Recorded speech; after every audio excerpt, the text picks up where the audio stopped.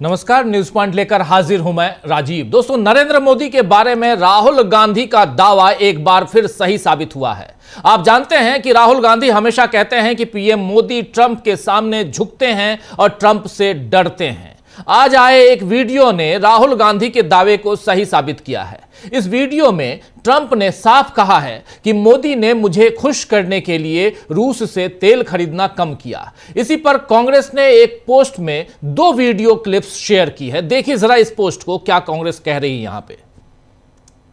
इस पोस्ट में देखिए ये 2 वीडियो शेयर किया है। वीडियो भी सामने लाते हैं जिसमें कांग्रेस ने यहां साफ साफ कांग्रेस ने फिर से सवाल किया है कि ट्रंप से डरते क्यों हैं नरेंद्र मोदी। जरा इस वीडियो को देखिए। मोदी वही करेगा जो ट्रंप कहेगा। Modi's a very good man. Yes. He's a good guy. He knew I was not happy. And it was important to make me happy. They do trade. Yeah. And we can raise tariffs on them very quickly and it would be People are very afraid bad of for that. them. तो राहुल गांधी ने चेताया था और Donald Trump ने वही बात यहां कह दी। हालांकि मोदी इसका जवाब नहीं देंगे कि आखिर डरते क्यों हैं नरेंद्र मोदी, क्योंकि उन्होंने तो अपने देश की संसद के भीतर जहां उन्हें सबसे ज्यादा सुरक्षा है वहां भी यह बोलने की हिम्मत नहीं दिखाई कि ऑपरेशन सिंदूर और युद्ध विराम पर ट्रंप का दावा झूठा है। जबकि राहुल गांधी बार बार उनसे कहते रहे कि आप कहिए कि ट्रंप झूठे हैं। अगर तब मोदी हिम्मत दिखाते तो आज शायद अंतरराष्ट्रीय स्तर पर भारत की जो फजीहत मोदी ने करवाई है वो नहीं होती। आपको बता दूं कि भारत के रूस से तेल खरीदने और अमेरिकी टैरिफ को लेकर डोनाल्ड ट्रंप ने एक बार फिर चेतावनी दी है कि अगर भारत रूस के साथ व्यापार जारी रखता है तो उस पर जल्दी टैरिफ बढ़ाया जा सकता है। एयरफोर्स 1 विमान में यह बातचीत हुई है। मीडिया से चर्चा के दौरान उन्होंने यह बात की है जिसका वीडियो सामने आया है और इसमें ट्रंप के साथ खड़े अमेरिकी सीनेटर लिंडसे ग्राहम ने दावा किया है कि ट्रंप के टैरिफ की वजह से भारत रूस से अब कम तेल खरीद रहा है। लिंडसे ग्राहम के इस बयान के बाद डोनाल्ड ट्रंप ने उन्हें टोकते हुए कहा कि वे मुझे खुश करना चाहते हैं, यानी नरेंद्र मोदी मुझे खुश करना चाहते हैं। मूल रूप से मोदी बहुत अच्छे इंसान हैं। उन्हें पता था कि मैं खुश नहीं था, मैं नाराज था और मुझे खुश करना जरूरी था, इसीलिए नरेंद्र मोदी ने रूस से तेल खरीदना बंद कर दिया या कम कर दिया। ट्रंप और ग्राहम लिंडसे ग्राहम के इस बयान के बाद अब मोदी सरकार विपक्ष के निशाने पर है। कांग्रेस ने इसे भारत का अपमान बताया है और कहा है कि पीएम मोदी को इसका जवाब देना चाहिए। कांग्रेस ने एक्स पर लिखा कि ट्रंप ने कहा नरेंद्र मोदी ने मुझे खुश करने के लिए रूस से तेल खरीदना बंद कर दिया। यह भारत का अपमान है। नरेंद्र मोदी को इसका जवाब देना चाहिए, देश को सच्चाई बतानी चाहिए। इसके साथ ही एक पोस्ट में कांग्रेस ने मोदी को कमजोर प्रधानमंत्री बताया है। इस पोस्ट को भी देखिए जिसमें साफ साफ कह रही है कांग्रेस पार्टी कि मोदी एक कमजोर प्रधानमंत्री हैं। इस पोस्ट में मोदी एक कमजोर प्रधानमंत्री हैं। हुजूर, रूस से तेल खरीदना कम कर दिया, अब तो खुश हो जाइए और टैरिफ अभी और बढ़ेगा। इधर नरेंद्र मोदी कार्टून में दोनों को दिखाया जा रहा है। वहीं आम आदमी पार्टी ने एक्स पर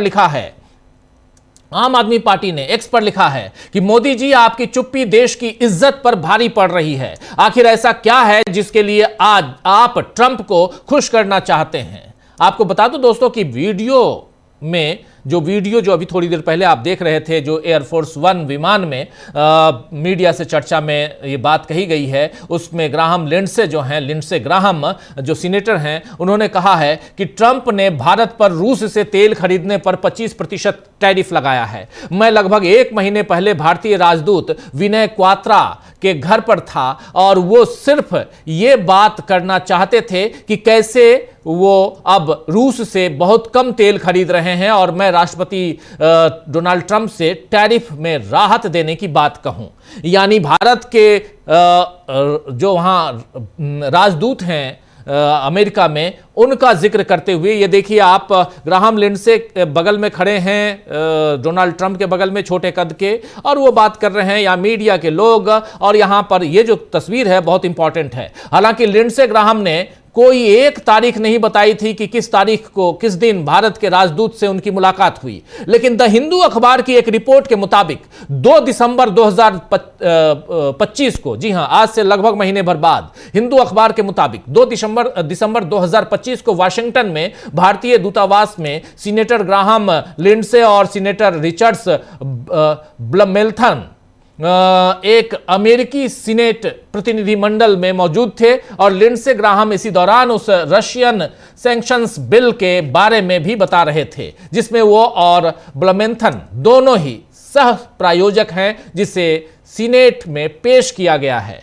इस बिल के तहत रूस से तेल या यूरेनियम खरीदने वाले देशों पर 500% तक टैरिफ लगाने का प्रावधान किया गया है। यानी अगर आप तेल या यूरेनियम रूस से खरीदते हैं तो 500% 500% तक टैरिफ लगाने का प्रावधान है। अभी तो भारत पे 50% है, आप जान रहे हैं, 25 + 25 यानी 50% है। अमेरिका पहले ही भारत पर 50% टैरिफ लगा चुका है, जिसमें से 25% टैरिफ रूस से तेल खरीदने की सजा के तौर पर लगाया गया है।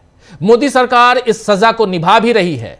ब्लूमबर्ग के मुताबिक भारत की 5 बड़ी रिफाइनरी कंपनियों ने दिसंबर महीने के लिए रूस से तेल खरीद का कोई ऑर्डर नहीं दिया था। तेल खरीद पर रियल टाइम डेटा देने वाली फर्म कैपलर के मुताबिक, दूसरी जो ये ब्लूमबर्ग देख रहे हैं, कैपलर के मुताबिक भारत ने 1 से 17 नवंबर के बीच रूस से हर दिन 6,72,000 बैरल तेल खरीदा, जबकि अक्टूबर में 18 लाख बैरल प्रतिदिन खरीदा गया। तो इस तरह मोदी कैसे विश्वगुरु हैं और उनका डंका कहां कहां बज रहा है, इसकी पूरी पोल आज ट्रंप ने खोल कर रख दी है। अब ट्रंप और मोदी के जो भी दोस्ताना रिश्ते हों या निजी संबंध में कौन किसे दबाता है, यह उनका अपना मसला है दोस्तों।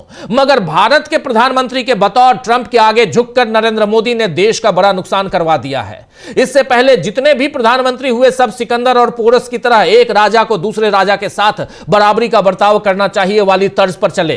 इंदिरा गांधी को आप जानते हैं, इंदिरा गांधी ने तो साफ साफ कहा था कि अमेरिका हमारा मित्र हो सकता है, बॉस नहीं हो सकता। लेकिन मोदी ने ट्रंप को अपना बॉस बनाने के लिए देश को दांव पर लगा दिया।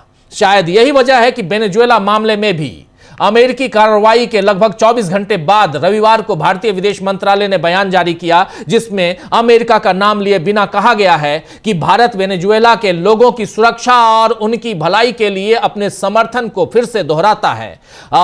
हम सभी संबंधित पक्षों से अपील करते हैं कि मुद्दों का समाधान बातचीत के जरिए और शांतिपूर्ण तरीके से किया जाए, ताकि क्षेत्र में शांति और स्थिरता बनी रहे। लेकिन यहां पर कहीं यह अमेरिका का नाम नहीं लिया गया, कहीं इस पूरे कृत्य की भर्त्सना नहीं की गई। इस बयान ने भी विपक्ष को हैरान कर दिया और विपक्ष हैरान है इस बयान से कि आखिर देश की सरकार इतनी डरपोक कैसे हो सकती है। राज्यसभा में आरजेडी सांसद मनोज झा ने कहा है कि वेनेजुएला के तेल के लिए कोई भी बहाना बनाया जाए, लेकिन इतिहास कभी माफ नहीं करेगा, हमें भी माफ नहीं करेगा, क्योंकि अभी तक हमारी ओर से, हमारी तरफ से किंतु परंतु वाली भाषा इस्तेमाल हो रही है। यह हमारा भारतवर्ष नहीं है। जरा सुन लीजिए यहां मनोज झा को, सुनिए।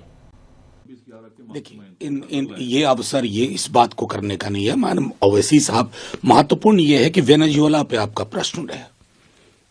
ये जो हम लोग एक सामंती समाज में दादागिरी, जागीरदारी देखते थे ना, उस तरह की प्रवृत्ति है। अनप्रोवोक्ड आप एक देश में घुस गए रातों रात, और बहाना ड्रग कार्टेल, ये वो माफिया, मीनिंगलेस है। सच ये है, it's a brazen act of aggression एक सॉवरेन नेशन के ऊपर, और इसके लिए पूरी दुनिया को चिंता होनी चाहिए, क्योंकि कोई भी प्रिटेक्स्ट के अंदर आपको कोई भी कानून इंटरनेशनल आपको ये इजाजत नहीं देता है। आज की चुप्पी खतरनाक होगी हमारे लिए, कंसेंट नहीं देना चाहिए। और मुझे दुख है कि हमारी सरकार, तो सुन रहे थे यहां राज्यसभा सांसद आरजेडी के नेता मनोज कुमार झा अपनी बात यहां रख रहे थे विदेश नीति पर। विदेश नीति के मामले में दोस्तों मोदी ने सारा गुड़ गोबर कर दिया है और देश भी उनसे संभल नहीं रहा है। वेनेजुएला और ट्रंप के मसले पर कांग्रेस अध्यक्ष मल्लिकार्जुन खड़गे ने क्या कुछ कहा है, आइए जरा उनको सुनते हैं। बहुत इंपॉर्टेंट है इस पूरे तमाम मसलों को यहां रखना, और इसके साथ साथ देश के सुप्रीम कोर्ट में आज जो कुछ हुआ है उस पर भी अपनी बात रखना यहां जरूरी है। और साथ साथ आखिर उधर पश्चिम बंगाल में क्या चल रहा है, चुनाव आयोग बनाम पश्चिम बंगाल सरकार क्या चल रहा है, उस पर भी निगाहें टिकी हुई हैं। सबकी बात हम यहां करेंगे, लेकिन पहले सुनिए मल्लिकार्जुन खड़गे को। आज जो वेनेजुएला में एक तरह के हालात हो रहे हैं, ये दुनिया के लिए अच्छा नहीं है। और अमेरिका का प्रेसिडेंट ट्रंप सारे दुनिया के लोगों को डराने की कोशिश कर रहा है, और खास करके मैं ये कहूंगा कि एक्सपांशनिज्म यानी अपनी एरिया को बढ़ाना और एरिया को बढ़ा के अपनी छाप रखने की कोशिश जो व्यक्ति करता है वो बहुत दिन टिकता नहीं। कि बहुत से ऐसे लोग, हिटलर जैसे लोग चले गए, मुसोलिनी जैसे लोग चले गए, बहुत से लोग जो गलत विचार रखते हैं, दुनिया में जो पीस, शांति भंग करने की कोशिश करते हैं, ये ठीक नहीं है। और मुझे और एक तो सुन रहे थे यहां साफ साफ अपनी बात रखते हुए कांग्रेस अध्यक्ष मल्लिकार्जुन खड़गे। भारत की विदेश नीति क्या है, चाहे वो डोनाल्ड ट्रंप का मामला हो, वेनेजुएला का मामला हो, या भारत और अमेरिका के संबंध का मामला हो, यानी डोनाल्ड ट्रंप और हमारे देश के प्रधानमंत्री नरेंद्र मोदी का मामला हो, तमाम मसलों पर खुलकर अपनी बात रखते हुए, अपनी विचार रखते हुए यहां मल्लिकार्जुन खड़गे। इधर सुप्रीम कोर्ट चलते हैं। सुप्रीम कोर्ट ने सोमवार यानी आज छात्र नेताओं उमर खालिद और शर्जील इमाम दोनों को जमानत देने से इनकार कर दिया है, जो 2020 के दिल्ली दंगों के मामले में 5 से ज्यादा वर्षों से जेल में बंद हैं। हालांकि कोर्ट ने ये दूसरे जो इनके ही साथी आरोपी हैं, उनको 5 साथी आरोपियों को यहां जमानत दे दी। गुलफिशा फातिमा है उनमें, मिरान हैदर हैं, शिफाउर रहमान हैं, मोहम्मद सलीम खान हैं और शादाब अहमद। इन 5 को सशर्त जमानत दी गई है। सुप्रीम कोर्ट के जस्टिस अरविंद कुमार और जस्टिस NV अंजारिया की पीठ ने 10 दिसंबर को फैसला सुरक्षित रख लिया था। पूरे देश की नजरें आज के फैसले पर थीं। ज्यादातर लोग उम्मीद कर रहे थे कि सभी 7 आरोपियों को आज 5 जनवरी को जमानत मिल जाएगी, लेकिन अदालत ने उमर खालिद और शर्जील इमाम को छोड़कर बाकी को जमानत दे दी। उमर खालिद और शर्जील इमाम पर सुप्रीम कोर्ट का कहना है कि इस मामले में अन्य आरोपियों की तुलना में इन दोनों की स्थिति अलग है। कोर्ट ने कहा है कि मामले के शुरुआती सबूतों से लगता है कि उमर खालिद और शर्जील इमाम दोनों दंगों की योजना और रणनीति बनाने में शामिल थे। और लेकिन ध्यान देने वाली बात यह है दोस्तों यहां की उमर खालिद पर अब तक मुकदमा शुरू नहीं हुआ है, यानी चाहे जितने भी गंभीर आरोप हों और उसके लिए सबूत हों, अब तक उन्हें पुष्ट करने की प्रक्रिया भी शुरू नहीं हुई है, यानी ट्रायल शुरू नहीं हुआ है। जब मुकदमा चलेगा और फैसला आएगा तब पता चलेगा कि उमर खालिद और शर्जील इमाम दोषी थे या नहीं थे। लेकिन अभी उन्हें बिना दोष सिद्धि के ही 5 साल से ज्यादा का वक्त हो गया जेल भुगतनी पड़ रही है। और सुप्रीम कोर्ट कह रहा है कि इस दौरान, जांच के दौरान अगर आप जेल में हैं तो इसे सजा नहीं माना जाएगा। यहां दूसरी बात बहुत महत्वपूर्ण है। UAPA की धारा 15 का यहां पर उसकी व्याख्या करते हुए आज इन दोनों महानुभाव माननीय जजों ने, जस्टिस अरविंद कुमार ने और जस्टिस NV अंजारिया ने, दोनों ने कहा कि UAPA की धारा 15 से इतर अगर आप देश के कामकाज में बाधा उत्पन्न करते हैं, सरकारी कामकाज में बाधा उत्पन्न करते हैं और आर्थिक नुकसान पहुंचाते हैं, तो वो उसे भी अपराध माना जाएगा और इससे आपकी जो सजा है, आपके ऊपर जो आरोप है, वो कम नहीं हो जाते हैं। इसलिए भी चूंकि इन लोगों ने, इनके ऊपर कोई हत्या या ऐसे मामले उस ढंग से प्रत्यक्ष रूप से नहीं दिखाई दे रहे हैं, लेकिन यह दिखाई देता है, इसलिए इनको जेल में रहना चाहिए। चलिए, बहुत सारी बातें हैं इस पर, कानूनविद अपने विचार अपनी बातें रख रहे हैं, आप लोग सुन रहे होंगे, लेकिन दुखद है। इस बीच पश्चिम बंगाल से बीजेपी को बड़ी चुनौती मिल रही है दोस्तों। मुख्यमंत्री ममता बनर्जी ने सोमवार आज कहा है कि वो राज्य में मतदाता सूची के विशेष गहन पुनरीक्षण यानी SIR, जो स्पेशल इंटेंसिव रिवीजन कहलाता है इंग्लिश में, इसके दौरान किए गए अमानवीय आचरण के खिलाफ अदालत का रुख करेंगी। ममता बनर्जी ने यहां तक कह दिया है कि यदि अनुमति मिली तो मैं भी उच्चतम न्यायालय में याचिका दायर कर एक आम नागरिक के रूप में इस अमानवीय प्रक्रिया के खिलाफ आवाज उठाऊंगी। मैं एक प्रशिक्षित वकील भी हूं। वहीं बूढ़े लोगों को लाइन में लगवाने पर मुख्यमंत्री ने सवाल किया है कि अगर कोई भाजपा नेताओं के बूढ़े माता पिता को पहचान साबित करने के लिए लाइन में खड़ा कर दे तो उन्हें कैसा लगेगा। जब से एसआईआर शुरू हुआ है, डर से कई लोगों की मौत हो चुकी है और कई अन्य अस्पताल में भर्ती हैं। ममता बनर्जी ने चुनाव आयोग पर भी निशाना साधते हुए कहा है कि व्हाट्सएप के जरिए लोगों को गायब करने की कोशिश हो रही है, लेकिन जो ऐसा कर रहे हैं वे खुद राजनीतिक रूप से गायब हो जाएंगे। ममता बनर्जी ने चुनाव आयोग और बीजेपी पर निशाना साधते हुए यह भी कहा कि मैं यहां किसी भी वक्फ प्रॉपर्टी पर कब्जा नहीं होने दूंगी और यहां कोई डिटेंशन कैंप नहीं बनेगा। मिस्टर वैनिश कुमार और दुर्योधन और दुशासन, हम तुम्हें दिखाएंगे, न्याय का इंतजार करो। यह बात कहना है ममता बनर्जी का। वैनिश कुमार आप समझ गए होंगे, ज्ञानेश कुमार के लिए कह रही हैं और दुर्योधन दुशासन पहले से कहती आई हैं नरेंद्र मोदी के लिए और अमित शाह के लिए। कह रही है ममता बनर्जी कि हम तुम्हें दिखाएंगे, न्याय का इंतजार करो। तो विदेश से लेकर देश तक, सुप्रीम कोर्ट से लेकर वहां पश्चिम बंगाल तक जो कुछ हो रहा है उस पर चर्चा लाजमी है। आज का दिन बहुत इंपॉर्टेंट, बहुत महत्वपूर्ण दिन।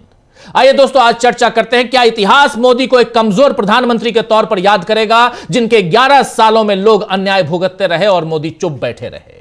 ट्रंप ने कैसे खोली मोदी की पोल, यह समझने की कोशिश करते हैं और कैसे सवालों में सुप्रीम फैसला है, सुप्रीम कोर्ट का सुप्रीम फैसला कैसे सवालों में है, इन सब का जवाब ढूंढने की कोशिश करते हैं। हमारे साथ कुछ वरिष्ठ साथी जुड़े हुए हैं, उनसे पहले आपका परिचय करवाता हूं और फिर आगे बढ़ते हैं। देखिए, इस वक्त 5 वरिष्ठ साथी हमारे साथ जुड़े हुए हैं। हमारे साथ हैं अमलेंदु उपाध्याय जी, हमारे साथ जुड़े हुए हैं प्रशांत टंडन जी, हमारे साथ जुड़े हुए हैं डॉक्टर राकेश पाठक जी, सुनील शुक्ला जी और संजय कुमार सिंह साहब। आप पांचों का स्वागत है, इस्तकबाल है। स्वागत इस्तकबाल आप तमाम दोस्त साथी शुभचिंतक आप सबका, जो अब तक जुड़ चुके हैं उनका भी, जो जुड़ने वाले हैं उनका भी। सीधे डॉक्टर राकेश पाठक जी आपके पास, कैसे देखा जाए, पहले अमेरिका से शुरू करें या पहले सुप्रीम कोर्ट से शुरू करें, आपके ऊपर है, लेकिन दोनों बहुत ही अहम मामला है और दोनों जगहों पे देश कहीं ना कहीं डाउन होता हुआ दिखाई देता है।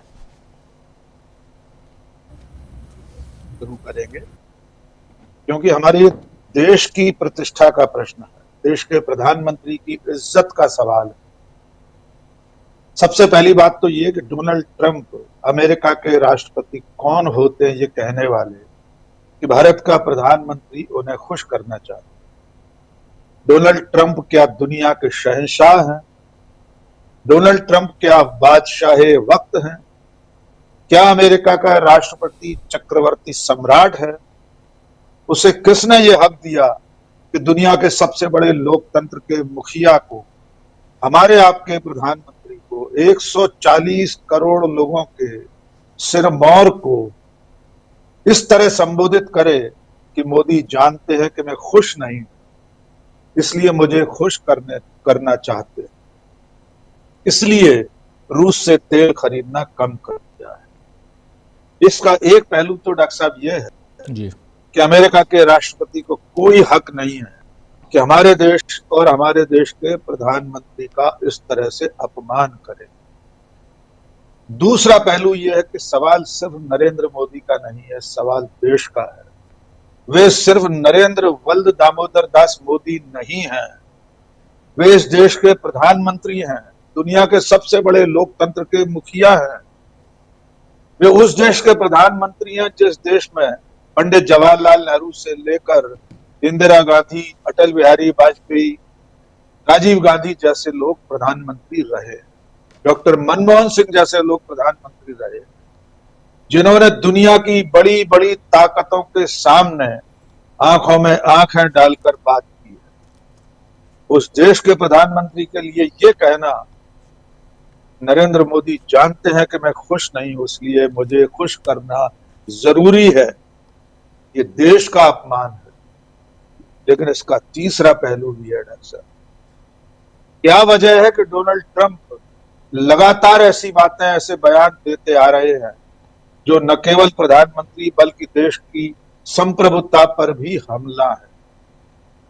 10 मई को भारत और पाकिस्तान के बीच की लड़ाई रुकवाने का श्रेय लेने वाले डोनाल्ड ट्रंप आज तक रुक क्यों नहीं रहे? 65 बार सीज फायर का श्रेय ले चुके हैं।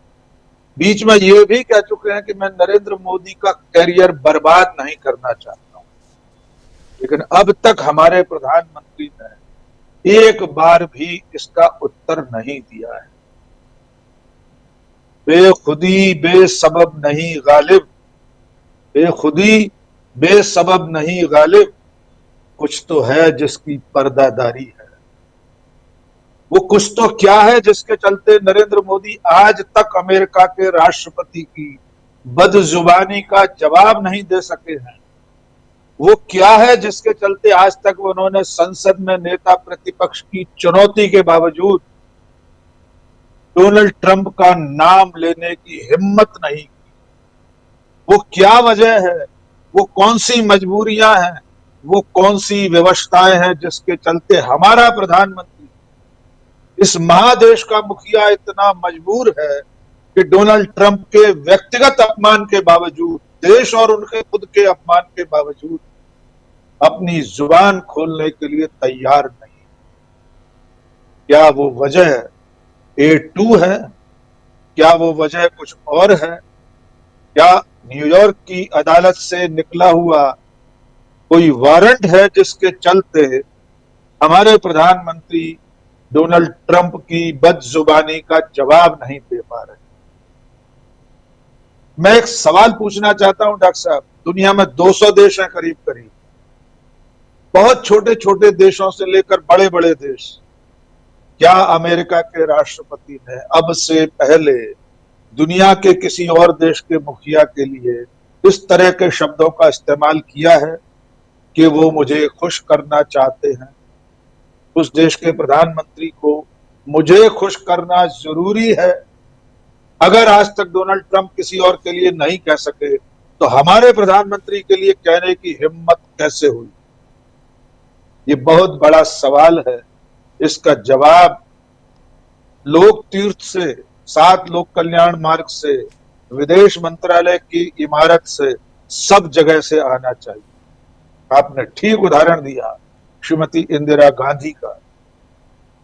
उनका एक पुराना इंटरव्यू इस वक्त वायरल हो रहा है। इसमें उन्होंने कहा था कि अमेरिका हमारा बॉस नहीं है, हमें डिक्टेट नहीं कर सकता अमेरिका।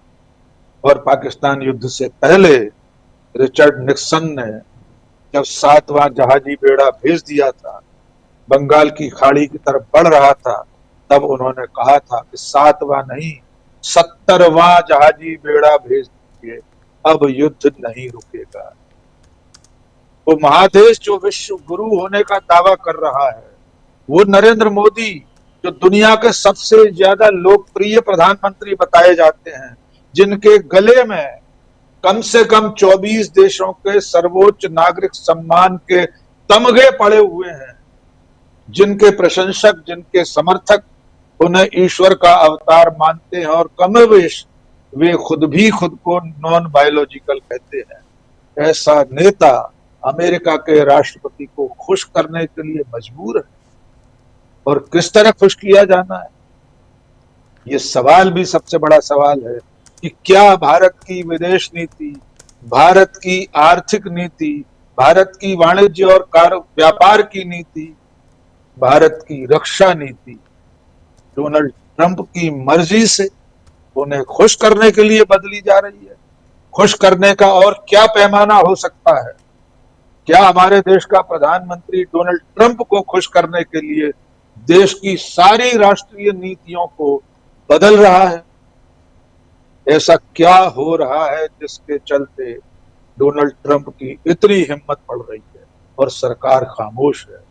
नरेंद्र मोदी जो दुनिया के उद्भट वक्ता माने जाते हैं, एक वाक्य में जवाब नहीं दे पा रहे हैं।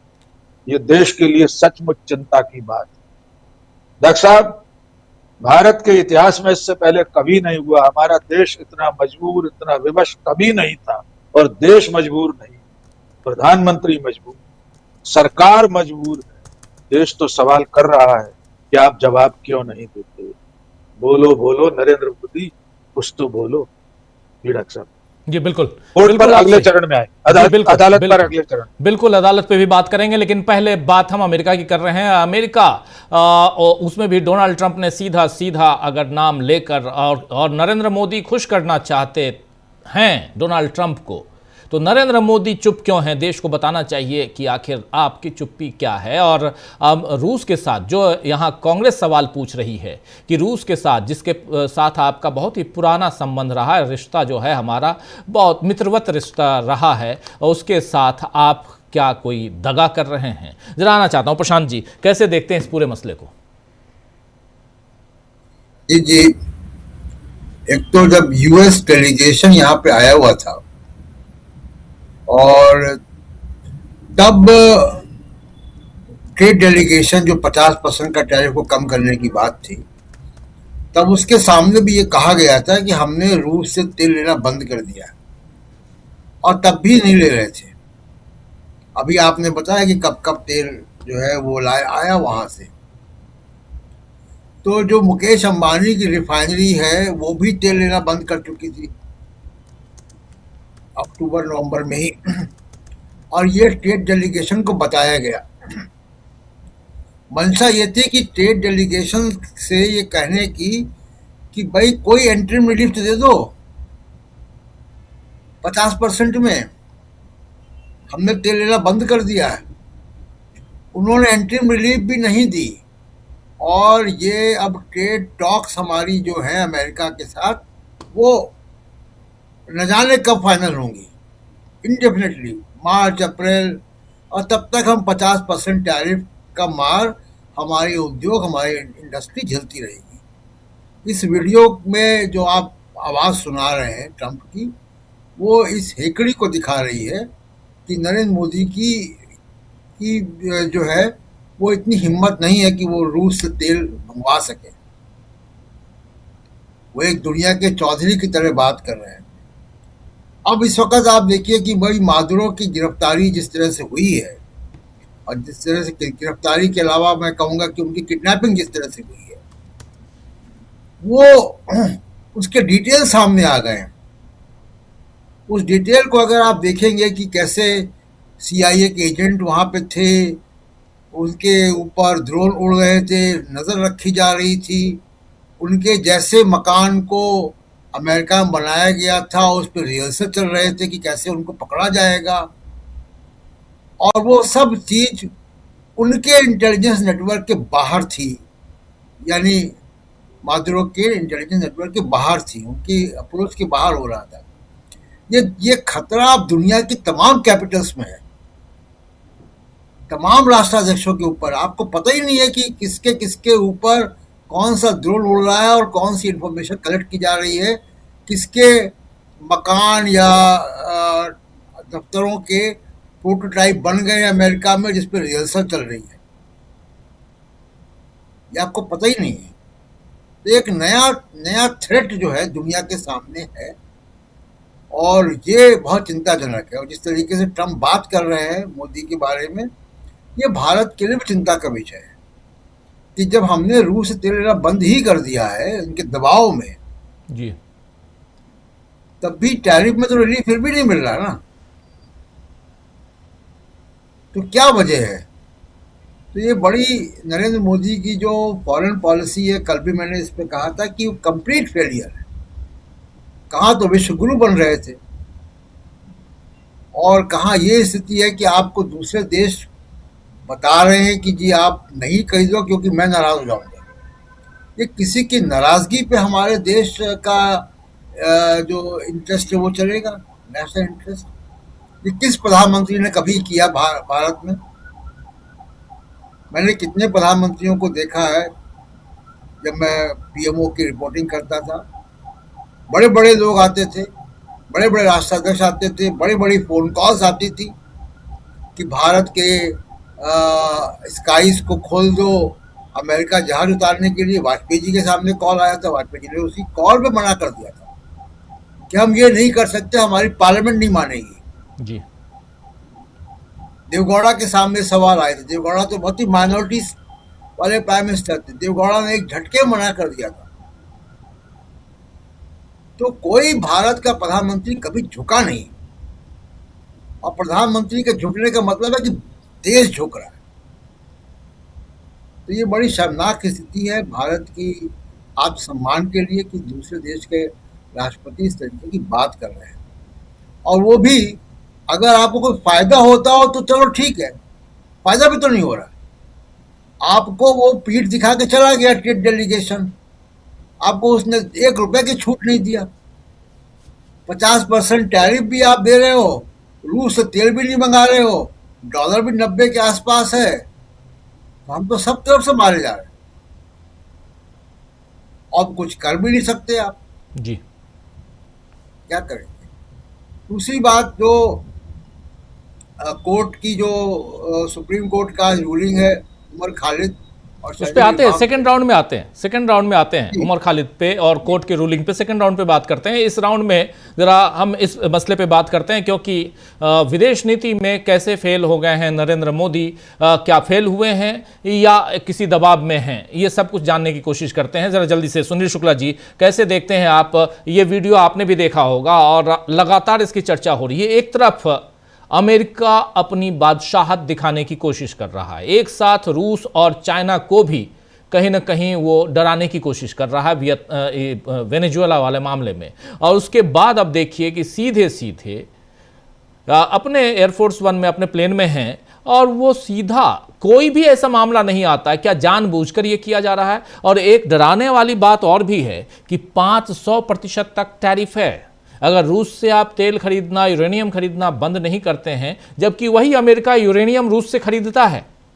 खुद पुतिन ने कहा है कि जब खुद तुम खरीदते हो तो नहीं, खुद जब नाटो कंट्रीज खरीद रहे हैं तब नहीं, लेकिन दूसरा खरीदे तो है करी। आखिर है क्या? और ऐसे में हमारे प्रधानमंत्री की चुप्पी क्या कहती है यहां पे? सुनील शुक्ला जी। धन्यवाद राजीव जी। सरकार की चुप्पी, प्रधानमंत्री की चुप्पी यह कहती है कि सरकार बहुत कमजोर है। चुप्पी यह कहती है कि कूटनीति के स्तर पर हम किंग कर्तव्य विमूढ़ हैं। सरकार की चुप्पी यह कहती है कि राष्ट्रीय हित से ज्यादा अपने निजी हित या अपने निजी प्रतिष्ठा या अपना निजी प्रचार ज्यादा प्राथमिकता में दी गई। अगर ट्रंप ने जितनी बार ऑपरेशन सिंदूर को लेकर के यह बात कहते रहे कि हमने मध्यस्थता की, हस्तक्षेप किया, एक बार भी अगर आप उसका खंडन नहीं करेंगे तो फिर तो ट्रंप जो मन में आएगा वो कह देंगे, वो कुछ भी कर जो बात अगर आप हर चीज को देखते जाइए तो उसका परिणाम तो यही है ना। क्या परिलक्षित होता है? अगर आप ट्रंप की बात का खंडन नहीं करेंगे तो दबावित मत माना जाएगा। इसके अलावा कौन से कारण है? ऐसे तो है नहीं ना कि ट्रंप क्या कह रहे हैं आपके समझ में नहीं आ रहा है। जो बात कर रहे हैं आप समझ में आ रहे, बात आ रही है, उसका खंडन करना है, उसका खंडन आप करते नहीं है, तो क्यों नहीं करते? या तो वो बात बिल्कुल सही है या आप उनके दबाव में है। तो दोनों बातें, अगर वो बात सही है तब भी और आप दबाव में हैं तब भी, ये दोनों राष्ट्रीय हित में नहीं है और आपको कमजोर साबित करते हैं। रूस के साथ बिल्कुल आपने लॉजिकल बात कही कि रूस से यूरेनियम खरीदता है अमेरिका। रूस के साथ तेल खरीदते हैं पश्चिमी यूरोप के देश, चीन खरीदता है, गैस खरीदता है चीन रूस के साथ। इन देशों के साथ आपको आपत्ति नहीं है, भारत के साथ आपत्ति है। तो भारत के साथ आपत्ति को लेकर के या भारत के साथ जो इस तरह के प्रतिबंध लगाए जा रहे हैं उसके कारण तो ही बनते हैं ना कि भारत ने कभी भी इन चीजों को लेकर के प्रतिवाद नहीं किया। एकदम आमने सामने खड़े होकर के कोई बात, आप इस तरह के तो प्रतिबंध लगाए थे चीन पर भी अमेरिका ने। चीन के राष्ट्रपति ने सामने खड़ा होकर कहा कि ठीक है आप 50% लगाएंगे, मैं 100% लगाऊंगा। राष्ट्रपति ने ट्रंप ने कहा उनसे मिलने के लिए, उसने कहा कि मेरे पास समय नहीं है, ट्रंप जगह और समय मैं तय करूंगा बात करने के लिए।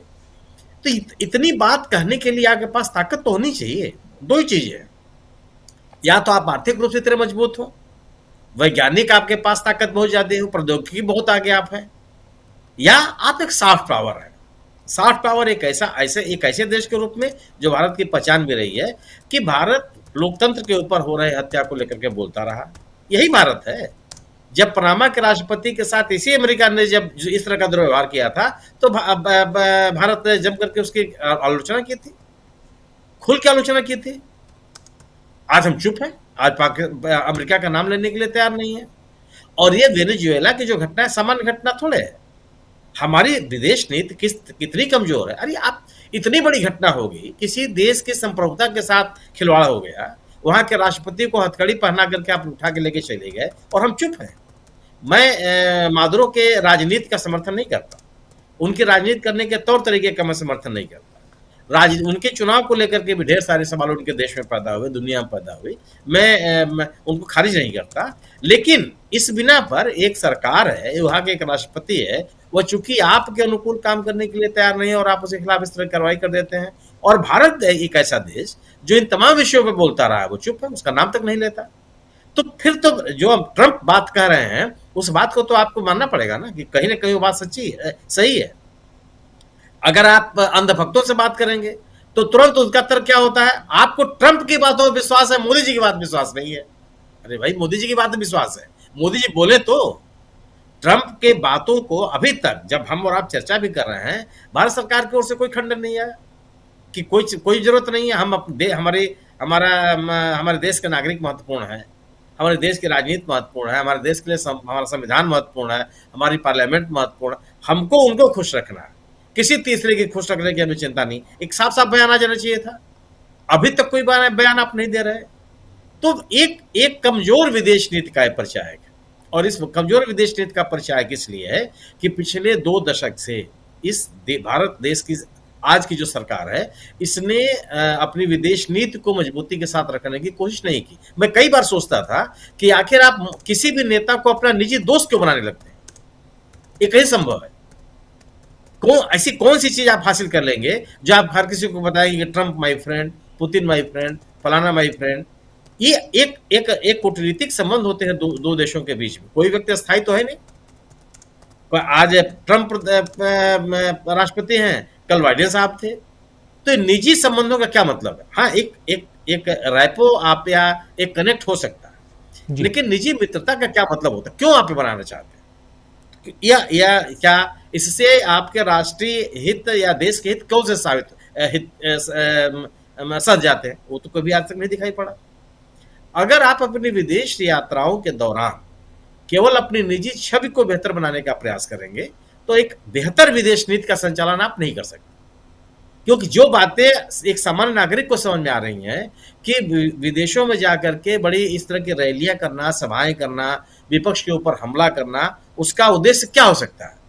अगर एक सामान्य नागरिक इन गतिविधियों को समझता है तो क्या वहां की सरकारें नहीं समझती हैं? वहां के लोग इस बात को नहीं समझते कि आखिर इस तरह के आयोजनों के पीछे आपका मंतव्य क्या है? आप कितने राष्ट्रीय हित के प्रति सतर्क हैं और अपने निजी छवि के लिए कितने सतर्क हैं? और अगर आप विदेश यात्राओं के दौरान विदेश नीति के माध्यम से एक अपनी निजी छवि बनाने का प्रयास करेंगे तो एक मजबूत विदेश नीति का सामना आप नहीं कर सकते जी। आप पूर्ववर्ती सरकारों की विदेश नीति को लेकर के तमाम तरह की आलोचनाएं हुई, लेकिन हर प्रधानमंत्री ने अपनी बात, आप सोचिए कि जब भारत ने सिविल न्यूक्लियर डील करने की बात की तो इस देश में बहुत विरोध हुआ, लेकिन प्रधानमंत्री ने उसका जवाब दिया। बहुत सारी आलोचनाएं हुई, कई सिविल सोसाइटी के लोगों ने विरोध किया, सरकार का समर्थन दे रहे वामपंथी दलों ने विरोध किया, लेकिन प्रधानमंत्री ने हर बात का जवाब दिया और आज वो न्यूक्लियर डील हुई और हमारे आपके देश के साथ है वो। लेकिन जब कोई बात विदेश में हो रही है और विदेश में कोई घटनाओं को लेकर के देश में उसकी चर्चा है, कोई बात नहीं करते आप रूस की बात को देख लीजिए ना, रूस को लेकर के जो तेल आयात करने की बात हो रही है उससे भारतीय नागरिकों को कितना फायदा हुआ? किस बात, अगर आप ये कहते भी हैं कि ठीक है हम जो कुछ भी हो जाए हम करते रहेंगे, उससे भारतीय नागरिकों का फायदा कितना है? उस सस्ते तेल खरीदने के बावजूद क्या भारतीय नागरिकों को उस सस्ते तेल का कोई लाभ मिला?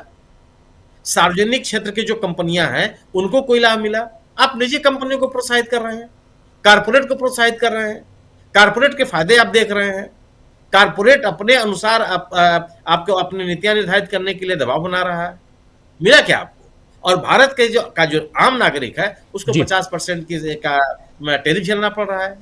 तो ये पूरे के पूरे एक दशक के दौरान जो तस्वीर सामने आई वो एक कमजोर विदेश नीति समझ में आई। आप अंतर्राष्ट्रीय संस्थाओं में सुधार की बात करते रहे, कौन सा राष्ट्र जो आज आपके साथ खड़ा है? अगर आप अंतर्राष्ट्रीय संस्थाओं में और अंतर्राष्ट्रीय संस्थाओं में अपनी मौजूदगी चाहते हैं तो अंतर्राष्ट्रीय मसलों पर आपको साफ तरीके से बोला नहीं होगा। कोई दुनिया के देश आपके साथ क्यों खड़े होंगे? इसीलिए तो खड़े हो सकते हैं कि आप उनके मुद्दों के साथ खड़े हैं। वेनेजुएला के मसले पर आप बोलेंगे नहीं, मादुरो की गिरफ्तारी पर आप कुछ बोलेंगे नहीं, और अंतर्राष्ट्रीय जगत पर आप अपनी उपस्थिति दर्ज कराना चाहते हैं। चीन ने बोला, रूस ने बोला, दुनिया के तमाम देश बोले इस घटना को लेकर के, लेकिन और आप और इसके बाद ये सामान्य घटना थोड़े है, ये किसी एक राष्ट्रपति की गिरफ्तारी नहीं है, पूरे के पूरे उस देश की व्यवस्था को नष्ट कर देने की कोशिश है। मैं सोचता हूं कि अगर क्या वो उस वहां के राष्ट्रपति का जो राष्ट्रपति भवन है वहां सुरक्षा कर्मी भी नहीं रहे होंगे, कोई लाठी डंडा लेके भी नहीं खड़ा हुआ होगा जो प्रतिकार करके हमारे राष्ट्रपति को कैसे पकड़ सकते हो आप, कौन होते हो गिरफ्तार करने वाले?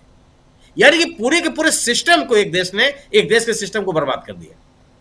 वेनेजुएला मतलब आप एक ऐसा देश, और उस गिरफ्तारी को, उस इन्फिल्ट्रेशन को कोई प्रतिवाद नहीं कर रहा है। एक लाठी नहीं चली, एक गोली नहीं चली, एक पत्थर नहीं चला, और एक राष्ट्रपति को बाकायदे उसके बेडरूम से गिरफ्तार करके लेके चले गए।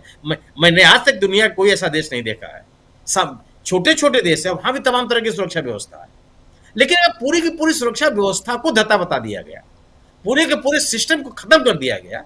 तो ये तो कहीं भी हो सकता है, और ये ऐसी घटना इस दुनिया के नक्शे पे हो रही है, और भारत जैसा एक मजबूत देश जो अंतर्राष्ट्रीय मंच पर, अंतर्राष्ट्रीय संगठनों में, अंतर्राष्ट्रीय संस्थाओं में अपनी उपस्थिति चाहता है, वो चुप है। ये किस तरह की राजनीति कर रहे हैं? कहां आपने देश को खड़ा कर दिया? ये बड़े सवाल हैं, और इन सवालों का जवाब पिछले एक दशक से नहीं मिल रहा है, और आज भी आपको नहीं मिलेगा। जी बिल्कुल बिल्कुल सही आप कह रहे हैं। संजय जी, आप कैसे देखते हैं इस पूरे मसले को? जब अमेरिका और उधर वेनेजुएला की बात आ रही है, उसी बीच भारत और अमेरिका की बात भी सामने आ गई। अभी तक वेनेजुएला की बात हो रही थी, लेकिन डोनाल्ड ट्रंप लगातार, देखिए इतनी बात डोनाल्ड ट्रंप ने और किसी देश के राष्ट्राध्यक्ष के बारे में, किसी देश के प्रधानमंत्री के बारे में इतनी बातें नहीं कही होंगी जितनी हमारे देश के प्रधानमंत्री के बारे में उन्होंने लगातार कही हैं। 60 बार से ज्यादा तो वो कह चुके हैं कि भारत और पाकिस्तान के बीच ऑपरेशन सिंदूर के दौरान जो कॉन्फ्लिक्ट था उसको मैंने रुकवाया, यानी जंग मैंने रुकवाई। एक तो ये, उसके बाद आप खुले तौर पे, पहले तो उन्होंने धमकी देते हुए और फिर 25 + 25 50% टैरिफ लगवा दिए, और अब कह रहे हैं कि और लगाएंगे टैरिफ। भारत के जो अमेरिका में जो राजदूत हैं वो क्या कह रहे हैं, कैसे गिड़गिड़ा रहे हैं, उसकी बानगी आपने देख ली, और वहां के सीनेटर कह रहे हैं। लेकिन दूसरी तरफ सीधे सीधे प्रधानमंत्री नरेंद्र मोदी का नाम लेते हुए कि नरेंद्र मोदी मुझे खुश करना चाहते हैं। खुश करने के और क्या क्या उपाय हैं भाई? आज तो आप कह देंगे कि रूस से आप तेल खरीदना बंद कर दीजिए, अभी कम किया है, कल को बिल्कुल टोटली बंद कर दीजिए, यूरेनियम हम लेते नहीं है रूस से संबंध पूरे खत्म कर दीजिए, कल को कहेंगे कुछ और कीजिए, परसों कुछ और कीजिए, उसके बाद फिर वेनेजुएला की तरह नहीं तो करूंगा। फिर कैसे होगा? तो चिंता का विषय है हमारे आपके सबके लिए, इस देश के लिए। बिल्कुल, ये बेसिकली ये नरेंद्र मोदी की पॉलिटिक्स है, और उधर वो ट्रंप की पॉलिटिक्स है, और बीच में दोनों की दोस्ती है। तो दोनों लोग उसी हिसाब से काम कर रहे हैं, उसी हिसाब से आगे बढ़ रहे हैं। ट्रंप की पॉलिटिक्स की वेनेजुएला में जो किया, लगभग वही मोदी जी की पॉलिटिक्स है जो वो इंडिया में दूसरे राज्यों के साथ करते हैं। ट्रंप इंटरनेशनल लेवल पे कर रहे हैं, मोदी जी इंडिया में कर रहे हैं, उन्होंने भी दूसरे राज्यों। आपकी आवाज क्लियर नहीं आ रही है, तो अभी पहले शुरुआत में क्लियर आ रही थी, अभी फिर अचानक वो हो गई। जी हाँ, मुझे लगता है अब ठीक है, अब ठीक है। मुझे लगता है कि दोनों लोगों की अपनी अपनी पॉलिटिक्स है, और उसी का असर है, उसमें उनकी दोस्ती है, और उसमें फॉरेन पॉलिसी कहीं नहीं है। फॉरेन पॉलिसी इंडिया की तो नहीं ही है, क्योंकि मोदी जी को अगर फॉरेन की एक्सपर्टीज होती तो जाहिर है वो फॉरेन मिनिस्ट्री खुद रखते, और आरएसएस में या बीजेपी में किसी के पास होता तो उसको वो मिनिस्टर बनाते। तो फॉरेन मिनिस्ट्री या फॉरेन का पॉलिसी का जो मामला होना चाहिए था वो बीजेपी के पास या आरएसएस के पास है ही नहीं, या जीरो है। ये जयशंकर को विदेश मंत्री बनाने से क्लियर है। अब वो पूरा डील था, वो सीधे सीधे रिटायर हुए और सीधे सीधे कैबिनेट मिनिस्टर बने, तो उसी से क्लियर है कि फॉरेन पॉलिसी के मामले में इनका क्या है। और उसके बाद फिर वो मेरे दोस्त हैं, और अब की बार ट्रंप सरकार, माई फ्रेंड वगैरह वगैरह करके इन्होंने अपना रिलेशन जो जैसा बनाया, जो है मैं उसमें कुछ नहीं कर सकता, और जो जैसा होता है वैसा ही होगा। तो वो सब करके दोनों लोगों का रिलेशन जो है वो अपनी जगह है। अब उसमें प्रभावित तो इंडिया ही होगा क्योंकि अपर हैंड उनका है, ट्रंप का। तो ट्रंप अपने हिसाब से चल रहे हैं और चूंकि मोदी जी को ये बुरा नहीं लगता या गलत नहीं लगता क्योंकि लगभग वो भी वैसे ही कर रहे हैं जो ट्रंप इंटरनेशनल लेवल पे कर रहे हैं, मोदी जी वो देश में करते रहे कि जो कमजोर है, जो दूसरी पार्टी का है, जो अपने साथ का नहीं है, उसको कुचल दो, उसको दबा दो, उसको जेल में बंद कर दो। तो ये सब चलता रहा है। तो मुझे लगता है कि दोनों लोग जैसे हैं वैसा चल रहा है। और गड़बड़ हमारे यहां से गड़बड़ ये है कि हमने एक ऐसे आदमी को प्राइम मिनिस्टर बना दिया जो इस लायक नहीं है पूरी तरह। माने उनको अपनी जो सोच विचार है वो तो अपनी जगह है, ठीक है, लेकिन अगर आप बिल्कुल लगभग निरक्षर को शिक्षा मंत्री बना देंगे, एक ऐसे आदमी को विदेश मंत्री बना देंगे जिसका कोई पॉलिटिकल एक्सपीरियंस ही नहीं है, तो आप उससे एक्सपेक्ट क्या करेंगे? जाहिर है वो कुछ एक्सपेक्ट नहीं कर रहे थे और जाहिर है वो ये समझ रहे थे कि सब हम चला लेंगे या किसी तरह चल जाएगा। तो वो 5 साल के लिए या एक बार प्रधानमंत्री बन गए के लिए तो ठीक था और 5 साल ठीक चला था, लेकिन लंबे समय के लिए ठीक नहीं था। वो ये अब पता चल रहा है। तो सोचना उनको चाहिए जिन लोगों ने इनको सपोर्ट किया या अभी भी सपोर्ट कर रहे हैं, जिन लोगों को ये समझ में आ जाना चाहिए था कि नरेंद्र मोदी ने जो बोला या जो दिखाया या जो प्रचारित किया वैसे वो असल में नहीं है। ये तो कुछ दिन के बाद से ही दिखने लगा था, मैंने 2019 में ही दिखने लगा था और 75 के बाद उनको छोड़ देना चाहिए, ये अपनी जगह था। तो जो लोग उनके साथ हैं, उनको सपोर्ट कर रहे हैं, जो लोग उनके प्राइम मिनिस्टर बनने के रहने के फेवर में, उन लोगों को देखना चाहिए कि ये अपना काम ठीक से नहीं कर पा रहे हैं, देश के लायक नहीं है या देश को जो चाहिए इनसे सो नहीं मिल रहा है, इनसे इन द सेंस कि प्राइम मिनिस्टर से जो एक्सपेक्टेड है, जो प्राइम मिनिस्टर को करना चाहिए वो नहीं मिल रहा। तो जिन लोगों को इनको बदलने की जिम्मेदारी थी उन लोगों को देखना था, उन लोगों ने नहीं देखा। तो ये सिर्फ प्राइम मिनिस्टर की कमजोरी नहीं है, ये पूरे पार्टी की कमजोरी है, पूरे इनका जो परिवार है उसकी कमजोरी कहा जाना चाहिए कि इनके पास इनका कोई ये नहीं है, विकल्प नहीं है। और सबसे दुर्भाग्यपूर्ण यह है कि 10 साल में इन्होंने किसी को विकल्प डेवलप नहीं किया। जो इनकी पॉलिसी के अनुसार विकल्प हो सकता है उसको ये पसंद नहीं करते हैं, जिसको ये पसंद करते हैं वो इनकी पॉलिसी के अनुसार नहीं है। तो ये सब इनके अपने प्रॉब्लम हैं जो पूरे परिवार के हैं और जिसको इन लोगों ने 10 साल में भी रिजॉल्व नहीं किया है या जिसका कोई अल्टरनेटिव नहीं ढूंढा है। तो किसी तरह हमें सत्ता चाहिए, मिल गई, जो 75 में मिल गई थी तो वो 2.5 साल में चली गई।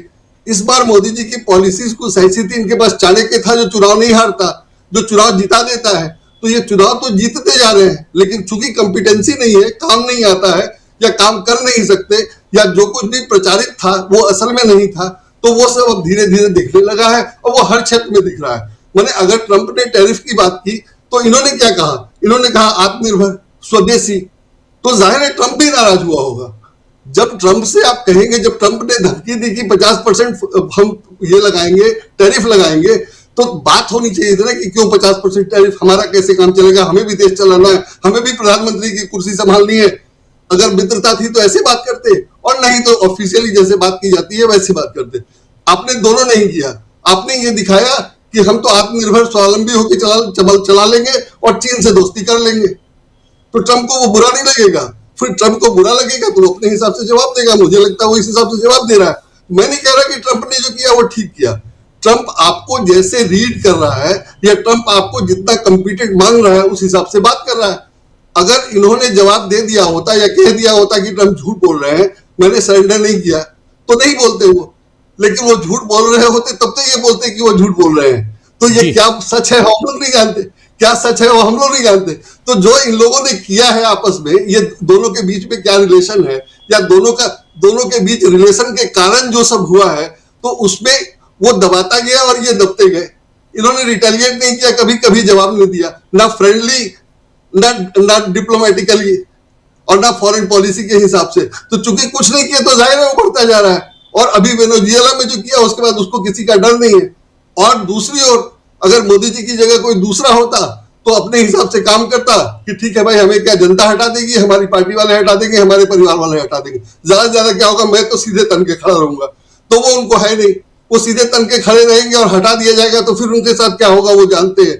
तो वो उनका जो डर है वो उनको कुर्सी नहीं छोड़ने देगा, उनका डर उनको चुनाव हारने नहीं देगा। तो वो चुनाव हारेंगे नहीं, कुर्सी छोड़ेंगे नहीं, तो देश का यही होता रहेगा। तो देखना तो ये उन लोगों को है जो इनको सपोर्ट करते हैं या समझते हैं कि बहुत काबिल है या बहुत कैपेबल है या विश्व गुरु है, तो उनको देखना है कि विश्व गुरु का रिजल्ट क्या मिल रहा है देश को या हमको। तो अगर नहीं मिल रहा है तो उस हिसाब से सोचना चाहिए। मोदी जी से कुछ एक्सपेक्टेड नहीं है, और मोदी जी जैसे है वैसे है, वो दिख गया। अगर वो इतने दिन नहीं बोले तो अब क्या बोलेंगे, और अगर छोटे छोटे मामलों में नहीं बोले तो वेनेजुएला के बाद बोलने की किसको हिम्मत होगी? अगर होती तो पहले ही बोल देते, अब ये सब देखने के बाद क्यों बोलेंगे? तो मुझे उनसे कोई उम्मीद नहीं है। मैं ये समझता हूं कि उनके लोगों को देखना या सोचना है कि विकल्प क्या हो सकता है, या इनको क्या हेल्प दी जा सकती है जिससे ये कुछ अच्छा करे, या जो रिक्वायर्ड है वो कर ले कम से कम। तो मोदी जी को जो हेल्प रिक्वायर्ड है पार्टी से, सपोर्टर्स से, क्या बोलते हैं, नौकरशाही से, वो सब उनको दिया जाए और उनसे वो करवाया जाए। लेकिन जो उनकी वर्किंग स्टाइल है वो तो डिक्टेटर वाला है, वो किसी की सुनते नहीं है, किसी से पूछते नहीं है, किसी से सलाह मांगते नहीं है। अभी तक तो यही लग रहा है। तो उसमें वो किसी से सलाह मांगेंगे नहीं, कोई उनको देगा नहीं, तो यही होगा। तो वही सब हो रहा है। मैं ऐसे देखता हूं कि मुझे लगता है कि इसीलिए ये हालत हो गई है कि वो किसी से सलाह मांगते नहीं, कोई उनको देता नहीं है, खुद वो कुछ कर नहीं सकते। और जिसको ये सब देखना चाहिए कि वो क्या कर रहे हैं, वो देखता नहीं है क्योंकि उसके पास कोई विकल्प नहीं है, और ये खुद छोड़ने को तैयार नहीं है। तो स्थिति जरा मुश्किल है, काफी उलझ गई है बहुत, और मुझे नहीं लगता है कि इससे निकलना इतना आसान है। ये उन्हीं लोगों को करना है। जनता हरा नहीं सकती इलेक्शन में, या वो भी हराएगी तो बहुत टाइम है अभी तो उनकी पार्टी के लोगों को देखना है कि इनको कैसे सपोर्ट दे, क्या सहायता दे, क्या हेल्प दे, ये देश के हित में कुछ कर पाए। वो तो वही लोग कर सकते हैं। जी जी जी संजय जी, जी बिल्कुल बिल्कुल आप सही कह रहे हैं। अमलेंदु जी, इस मसले पे आपका क्या कहना है? जल्दी से इस पे फिर आगे बढ़ेंगे और पहुंचेंगे हम जरा सुप्रीम कोर्ट में जो कुछ हुआ है उस पे भी आज बहुत कुछ है, उस पे भी बात करने का। अमलेंदु जी। देखिए राजीव जी, एक तो ट्रंप ने लगातार जिस तरीके से बात की है, और आज जो मतलब ट्रंप ने बोला है अपने हवाई जहाज में बैठकर मोदी जी के लिए, उसमें तो साफ साफ उन्होंने मतलब सीधे सीधे मोदी जी का अपमान किया है। मोदी जी की जब ट्रंप तारीफ करते हैं तब मोदी जी के कान में तुरंत सुनाई पड़ जाता है। मोदी जी तुरंत ट्वीट करके आभार प्रकट करते हैं ट्रंप साहब का कि बहुत बहुत शुक्रिया, बहुत बहुत थैंक यू आपका, आपने हमारी तारीफ की। लेकिन जब ट्रंप अपमान कर रहे हैं तब मोदी जी के श्री मुख से एक शब्द नहीं निकल रहा है। तो ये बड़ी चिंता का विषय है। हमको राजीव जी मोदी जी के सम्मान की चिंता हो रही है कि मोदी जी जो है वो इस पे क्यों नहीं कर रहे। तो मोदी जी को अपने सम्मान की चिंता क्यों नहीं हो रही है, ये बड़ा प्रश्न है। कम से कम मोदी जी को अपने सम्मान की थोड़ी चिंता होनी चाहिए।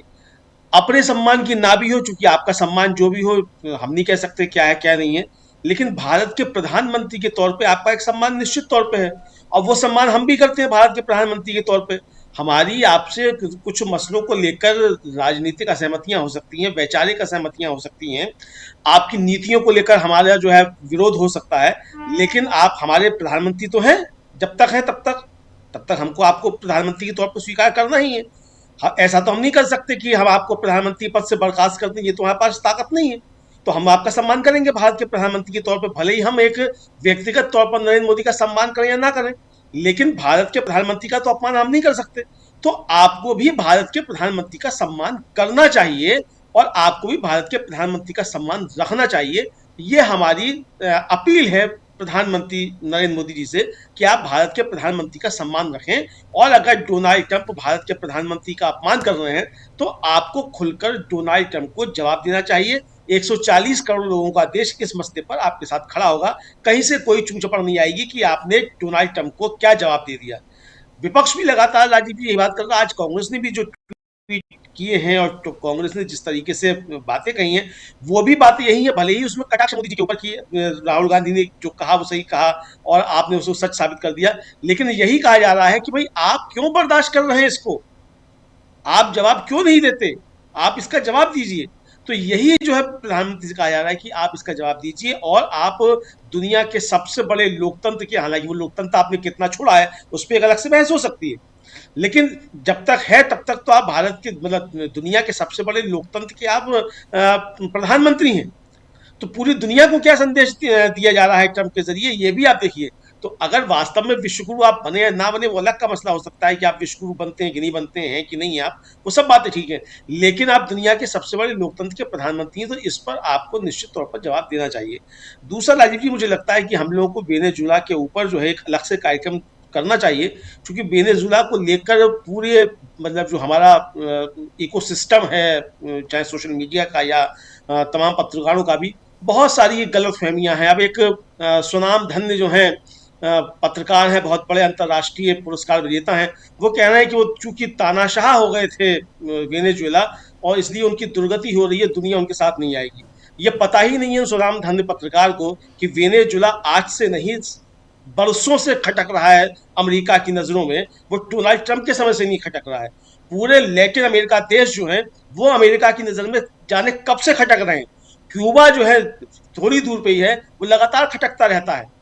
क्यूबा है, मैक्सिको है, कोलंबिया है, ये सारे, अर्जेंटीना है, मैक्सिको है, कोलंबिया है, अर्जेंटीना है, सब ये अमेरिका के विरोधी हैं। जितने भी लैटिन अमेरिकी देश हैं वो सब अमेरिका के राजनीतिक विरोधी हैं। और मुझको याद पड़ता है कि जब विरोधी रहे न रहे, लेकिन अमेरिका को ये देश खटकते हैं, और खासकर आज के तानाशाह को। तो तानाशाह कौन है? तानाशाह आप कह सकते हैं हम कि जो उठा के, भाई आप एबटाबाद आकर अगर ओसामा बिन लादेन को मार डालते हैं, उठा के ले जाते हैं, तो चलो वो आतंकवादी था, लेकिन क्या ये आतंकवादी है?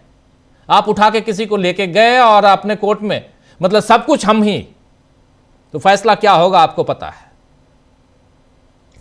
जी। तो बिल्कुल राजीव, तो इसलिए जो इस पे मतलब जो लैटिन अमेरिकी देशों के साथ अमेरिका के संबंध हैं, वह अपनी बात खत्म करता हूँ एक बात के साथ कि उत्तर कोरिया से जब चल रहा था तो हमारे यहाँ एक कवि थे, उनका नाम ध्यान नहीं आ रहा क्योंकि हमारे पिता सुनाया करते थे, उन्होंने कविता लिखी कि मुझको तुच्छ कोरिया पीट रहा है, मैं एटम बम की मार लिए फिरता हूँ। वियतनाम में 30 साल लड़के आप गए हैं, अफगानिस्तान में आप अपने हथियार छोड़कर गए हैं, तो आप जो धमकी दे रहे हैं कि आप वहां से उठाकर ले आए, तो उठाकर ले आए, कल को युद्ध होगा तो युद्ध किस महान पे जाएगा। और राजीव जी, हम लोगों ने इसी कार्यक्रम में एक बार चर्चा भी की थी कि अमेरिका में कितने सैनिक जो हैं उनकी लाशें पहुंची हैं पिछले 20 सालों में, अमेरिकी सैनिकों की। दुनिया में सबसे ज्यादा अमेरिकी सैनिक जो हैं वो दुनिया भर में जो रायता फैलाया है वो अमेरिका ने पहुंची हैं। तो अगर आप दुनिया को तीसरे विश्व युद्ध के मुहाने पर ले जाएंगे और इस तरीके की हरकतें करेंगे तो अमेरिकी सैनिकों की लाशें पहुंचना भी शुरू हो जाएंगी। इससे आप बेखबर नहीं रहिए। जी राजीव जी, बिल्कुल बिल्कुल आप सही कह रहे हैं, बहुत महत्वपूर्ण यहाँ पे। और इस पूरे मसले पे एक अलग से वीडियो, अलग से इस पर चर्चा परिचर्चा हम करेंगे आराम से, और आप तक हम पहुँचाएंगे। बहुत सही सलाह है। अभी 2 दिन पहले प्रशांत टंडन जी भी सलाह दे रहे थे और आज आप भी दे रहे हैं, और ये सलाह बहुत इंपॉर्टेंट है। और हम लोग हालांकि इस पर हमारे वर्ल्ड बुलेटिन में आप इस पर लगातार खबरें देख रहे होंगे। वर्ल्ड बुलेटिन में लगातार जिस दिन से ये घटना घटी है, 2 और 3 की दरमियानी रात हम अपने देश में, उस समय दिन का लगभग 12-1 बजे का समय था, लेकिन उस वक्त से लेकर आज तक डीबी लाइव पे वेनेजुएला से संबंधित आप खबर आराम से देख पाएंगे। लेकिन इसका विश्लेषण और जिस ढंग से यहाँ मादुरो को तानाशाह बताने की कोशिश मीडिया का एक धड़ा कर रहा है, ज़रा उस पर भी चर्चा ज़रूरी है। चलिए आगे बढ़ते हैं, सुप्रीम कोर्ट की तरफ आते हैं। सुप्रीम कोर्ट में आज जो फैसला आया है, जिसकी शुरुआत में मैं जिक्र कर चुका हूं, और वो फैसला है दिल्ली दंगे से संबंधित और उसके आरोपियों के ऊपर उमर खालिद और शर्जिल इमाम को छोड़कर 5 दूसरे उनके जो सह आरोपी हैं उनको छोड़ दिया गया, उनकी ज़मानत मंजूर कर दी गई। लेकिन इनकी मंजूरी इसलिए नहीं हुई क्योंकि इनका जो अपराध है वो ज़्यादा, जज साहिबान को, दोनों को ऐसा लगा कि नहीं ये लोग ज़्यादा बड़े अपराधी हैं, इसलिए इनको भी जेल में रखना चाहिए। 2-3 टिप्पणियां बहुत ही महत्वपूर्ण है जो आने वाले समय में शायद और भी मुश्किलें खड़ी करेंगी दूसरे लोगों को, जिसमें ये कि इस दौरान भले वो 6 साल रहें, 7 साल रहें, 10 साल रहें, ज़मानत की अर्जी है और अभी तक ज़मानत नहीं मिली है, ट्रायल शुरू नहीं हुआ है, तो इसको सज़ा में नहीं माना जाएगा, सज़ा नहीं माना जाएगा, ये टिप्पणी। दूसरी चीज़, साल भर बाद ज़मानत की याचिका फिर से ये दोनों दाखिल कर सकते हैं, साल भर में नहीं। अगर पूरी जांच हो जाती है तब ये याचिका कर सकते हैं दाखिल। जांच पूरी होगी, जो 6 साल में नहीं हुई वो साल भर में हो जाएगी, एक बड़ा सवाल है। और जबकि यूएपीए में है जिसके तहत गिरफ्तार हैं कि 6 महीने बाद ये जमानत की अर्जी दे सकते हैं।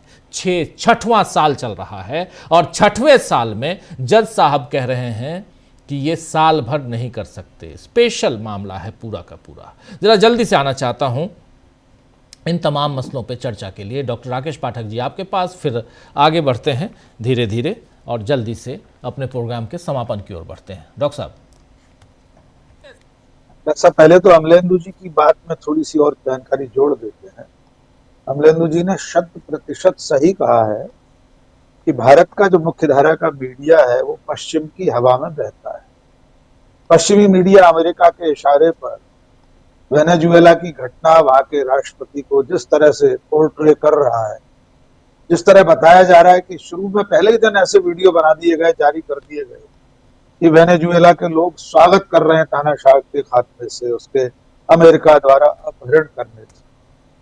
सच्चाई यह है कि इस वक्त आज वेनेजुएला में जो वहां का प्रमुख विपक्ष जो निकोलस मादुरो के विरोध में था, वो सड़कों पर उतर आया है। वो मांग कर रहा है कि उनके राष्ट्रपति को रिहा किया जाए। वहां की जनता लगातार इस बात की आवाज उठा रही है कि हम निपटेंगे जो कुछ करना होगा, अमेरिका कैसे ले जा सकता हमारे राष्ट्र। एक बात सही है, इस पर अलग से भी चर्चा होना चाहिए। देश को मालूम होना चाहिए कि एक संप्रभु देश के राष्ट्रपति को इस तरह उठाकर नहीं लाया जा सकता। ये गुंडागर्दी ऐसी। अब हमारे हिंदुस्तान में जो इंसाफ की सबसे बड़ी गहरी है, वहां क्या हो रहा है उस पर बात करते हैं। जमीर अतरौलवी का शेर है, हजारों जुल्म हो मजलूम पर तो चुप रहे दुनिया, हजारों जुल्म हो मजलूम पर तो चुप रहे दुनिया, अगर मजलूम कुछ बोले तो दहशतगर्द कहती। आज हमारे देश में ये हो गया है कि कोई कुछ बोले तो उसे दहशतगर्द बता दो, आतंकवादी बता दो, टुकड़े टुकड़े गैंग का मेंबर बता दो, कुछ भी कह दो उसे, खालिस्तानी, पाकिस्तानी, बांग्लादेशी। लेकिन अदालतों में अगर ऐसा होने लगे कि अदालतें अपनी मर्जी से कानून को लागू करने लगे, जिस तरह आपने बताया कि अदालत ने कह दिया कि अगले कुछ भी नहीं है, अभियुक्त तब होंगे जब चार्जशीट दाखिल होगी, कोर्ट उसको मानेगा कि हाँ भाई इन पर मुकदमा चलाया जाए। अभी तो मुकदमा भी नहीं चला है, अभी तो सिर्फ आरोपी हैं, सिर्फ आरोपी हैं। और वो भी किस आधार पे आरोपी हैं उसका अगर आप देखिएगा तो चार्जशीट जो इनके बारे में FIR उसको पढ़ेंगे तो बड़े सारे हास्यास्पद चीजें हैं, बहुत ऐसी चीजें कि जो एक सामान्य सा कोई मजिस्ट्रेट को भी लगेगा कि यार ये क्या लिखा है भाई। अब देखिए सर्जिल इमाम, वो दिल्ली दंगे जब शुरू हुए उसके पहले से जेल में है, आरोप लगा रहे हैं साजिश का। दिल्ली का दंगा शुरू होता है जी फरवरी ट्रम्प की विजिट के आसपास, फरवरी 2020 में। वो जनवरी से जेल में है अपने भाषण के चलते। तो क्या जेल में साजिश कर रहा था वो? तो जेल में कैसे साजिश कर रहा था? उमर खालिद दिल्ली में ही नहीं थे जब ये हो रहा था सब। तो मैं उसकी मेरिट पर नहीं जा रहा हूँ, लेकिन ये कि सवाल ये कि अगर आप संवैधानिक अधिकार ही छीन लेंगे कि आर्टिकल 21 उसके ऊपर अप्लाई नहीं होता, उसके पास पर्सनल लिबर्टी का कोई अधिकार नहीं है, उसको जमानत को अप्लाई करने का अधिकार नहीं है, इससे लग रहा है कि वैचारिक फैसला है और इसमें कानून और संविधान के सिद्धांतों के इतर कुछ और जाके जजेस साहब ने जो इस फैसले को लिखा है। क्योंकि भारत के लोकतंत्र के मद्देनजर, भारत की लोकतंत्र के सीमाओं के बाहर जाके ही हो रहा है। मतलब ये किसी और देश में ऐसा होता है जहाँ बनाना रिपब्लिक है, जहाँ पे फौजी सरकारें हैं, जहाँ पे तानाशाह है, वहाँ की अदालतों में तो ये फैसला बड़ा ऐसे आते ही है फैसले। लेकिन एक मैच्योर लोकतंत्र में जिसके पास इतना लिबरल एक संविधान है, उसमें अगर ऐसे फैसले आते हैं तो बहुत शर्मनाक है। जी बिल्कुल, ये शर्मनाक है। और आप कह रहे हैं, और इस देश में जहां डेमोक्रेटिक कंट्री है और यहां सबको समान अधिकार है, वैसे में और आर्टिकल 21 का हवाला जब दिया गया था इसी जमानत की याचिका पर बहस के दौरान, तो उसको भी यहाँ खारिज किया गया कि ये जमानत की बात है, यहाँ 21 की बात नहीं आती। चलिए ठीक है, जज साहब का विवेक है अपना, लेकिन आप कैसे देखते हैं सुनील शुक्ला जी इस फैसले को? यह सर्वोच्च न्यायालय खुद अपनी बात का पालन नहीं कर रहा है। सर्वोच्च न्यायालय कई बार यह दोहरा चुका है कि बेल इज रूल। सवाल यह है कि मुझे नहीं पता कि जो आरोप लगाए गए हैं वो आरोप कितने सही हैं, कितने सबूत फर्जी रिमांड या उम्र कैद के खिलाफ हैं। लेकिन 6 साल तक बिना ट्रायल के आप जेलों में रखिए, यह कैसे स्वीकार किया जा सकता है? और अदालत कैसे इसको मान सकती है? अदालतों की प्राथमिक जिम्मेदारी है व्यक्तियों के नागरिक आजादी को सुरक्षित रखना। इस फैसले से तो वो पूरी तरह से छिन्न भिन्न हो गया। लेकिन ये पहला आदेश नहीं है। आप देखिए, आप याद कीजिए, क्या नाम था, दिल्ली विश्वविद्यालय के वो प्रोफेसर थे साईनाथ जी, जो पूरी तरह से हैंडीकैप्ड थे और उनको जमानत नहीं मिली। जब वो जेल से रिहा हुए तो उससे कुछ ही दिनों के बाद उनकी दुखद मृत्यु हो गई।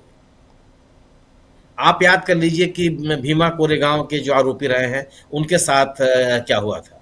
सालों साल उनको जमानत नहीं दी गई। आप कोई भी व्यक्ति अगर अपराधी है, किसी भी अपराध में संलिप्त है, न्यायालय ये सुनिश्चित करे कि आप इसकी जांच कीजिए और जांच करके तुरंत तत्काल ट्रायल कीजिए। इसी अदालत ने कितने मसलों पे इस बिना पर जमानत लोगों को दी है कि इतने सालों साल तक तो आप इसका ट्रायल ही नहीं शुरू कर सकते हैं। आपने इतने गवाह ला दिए, इतने तरह के अभिलेख आपने जमा कर लिए, इसको कौन पढ़ेगा और ट्रायल कब शुरू होगी? इस बिना पर आपने जमानत दी है।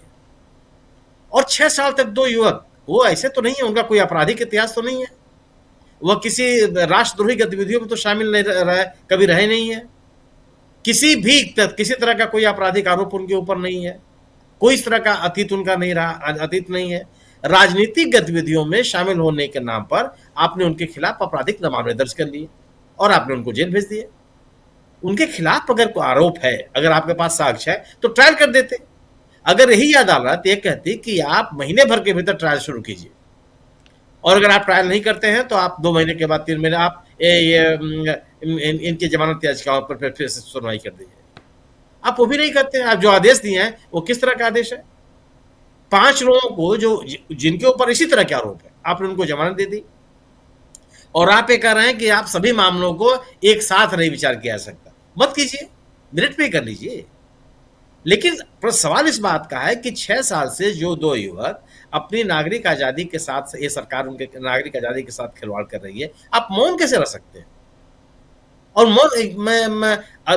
देश का सर्वोच्च न्यायालय, संविधान है, कानून है।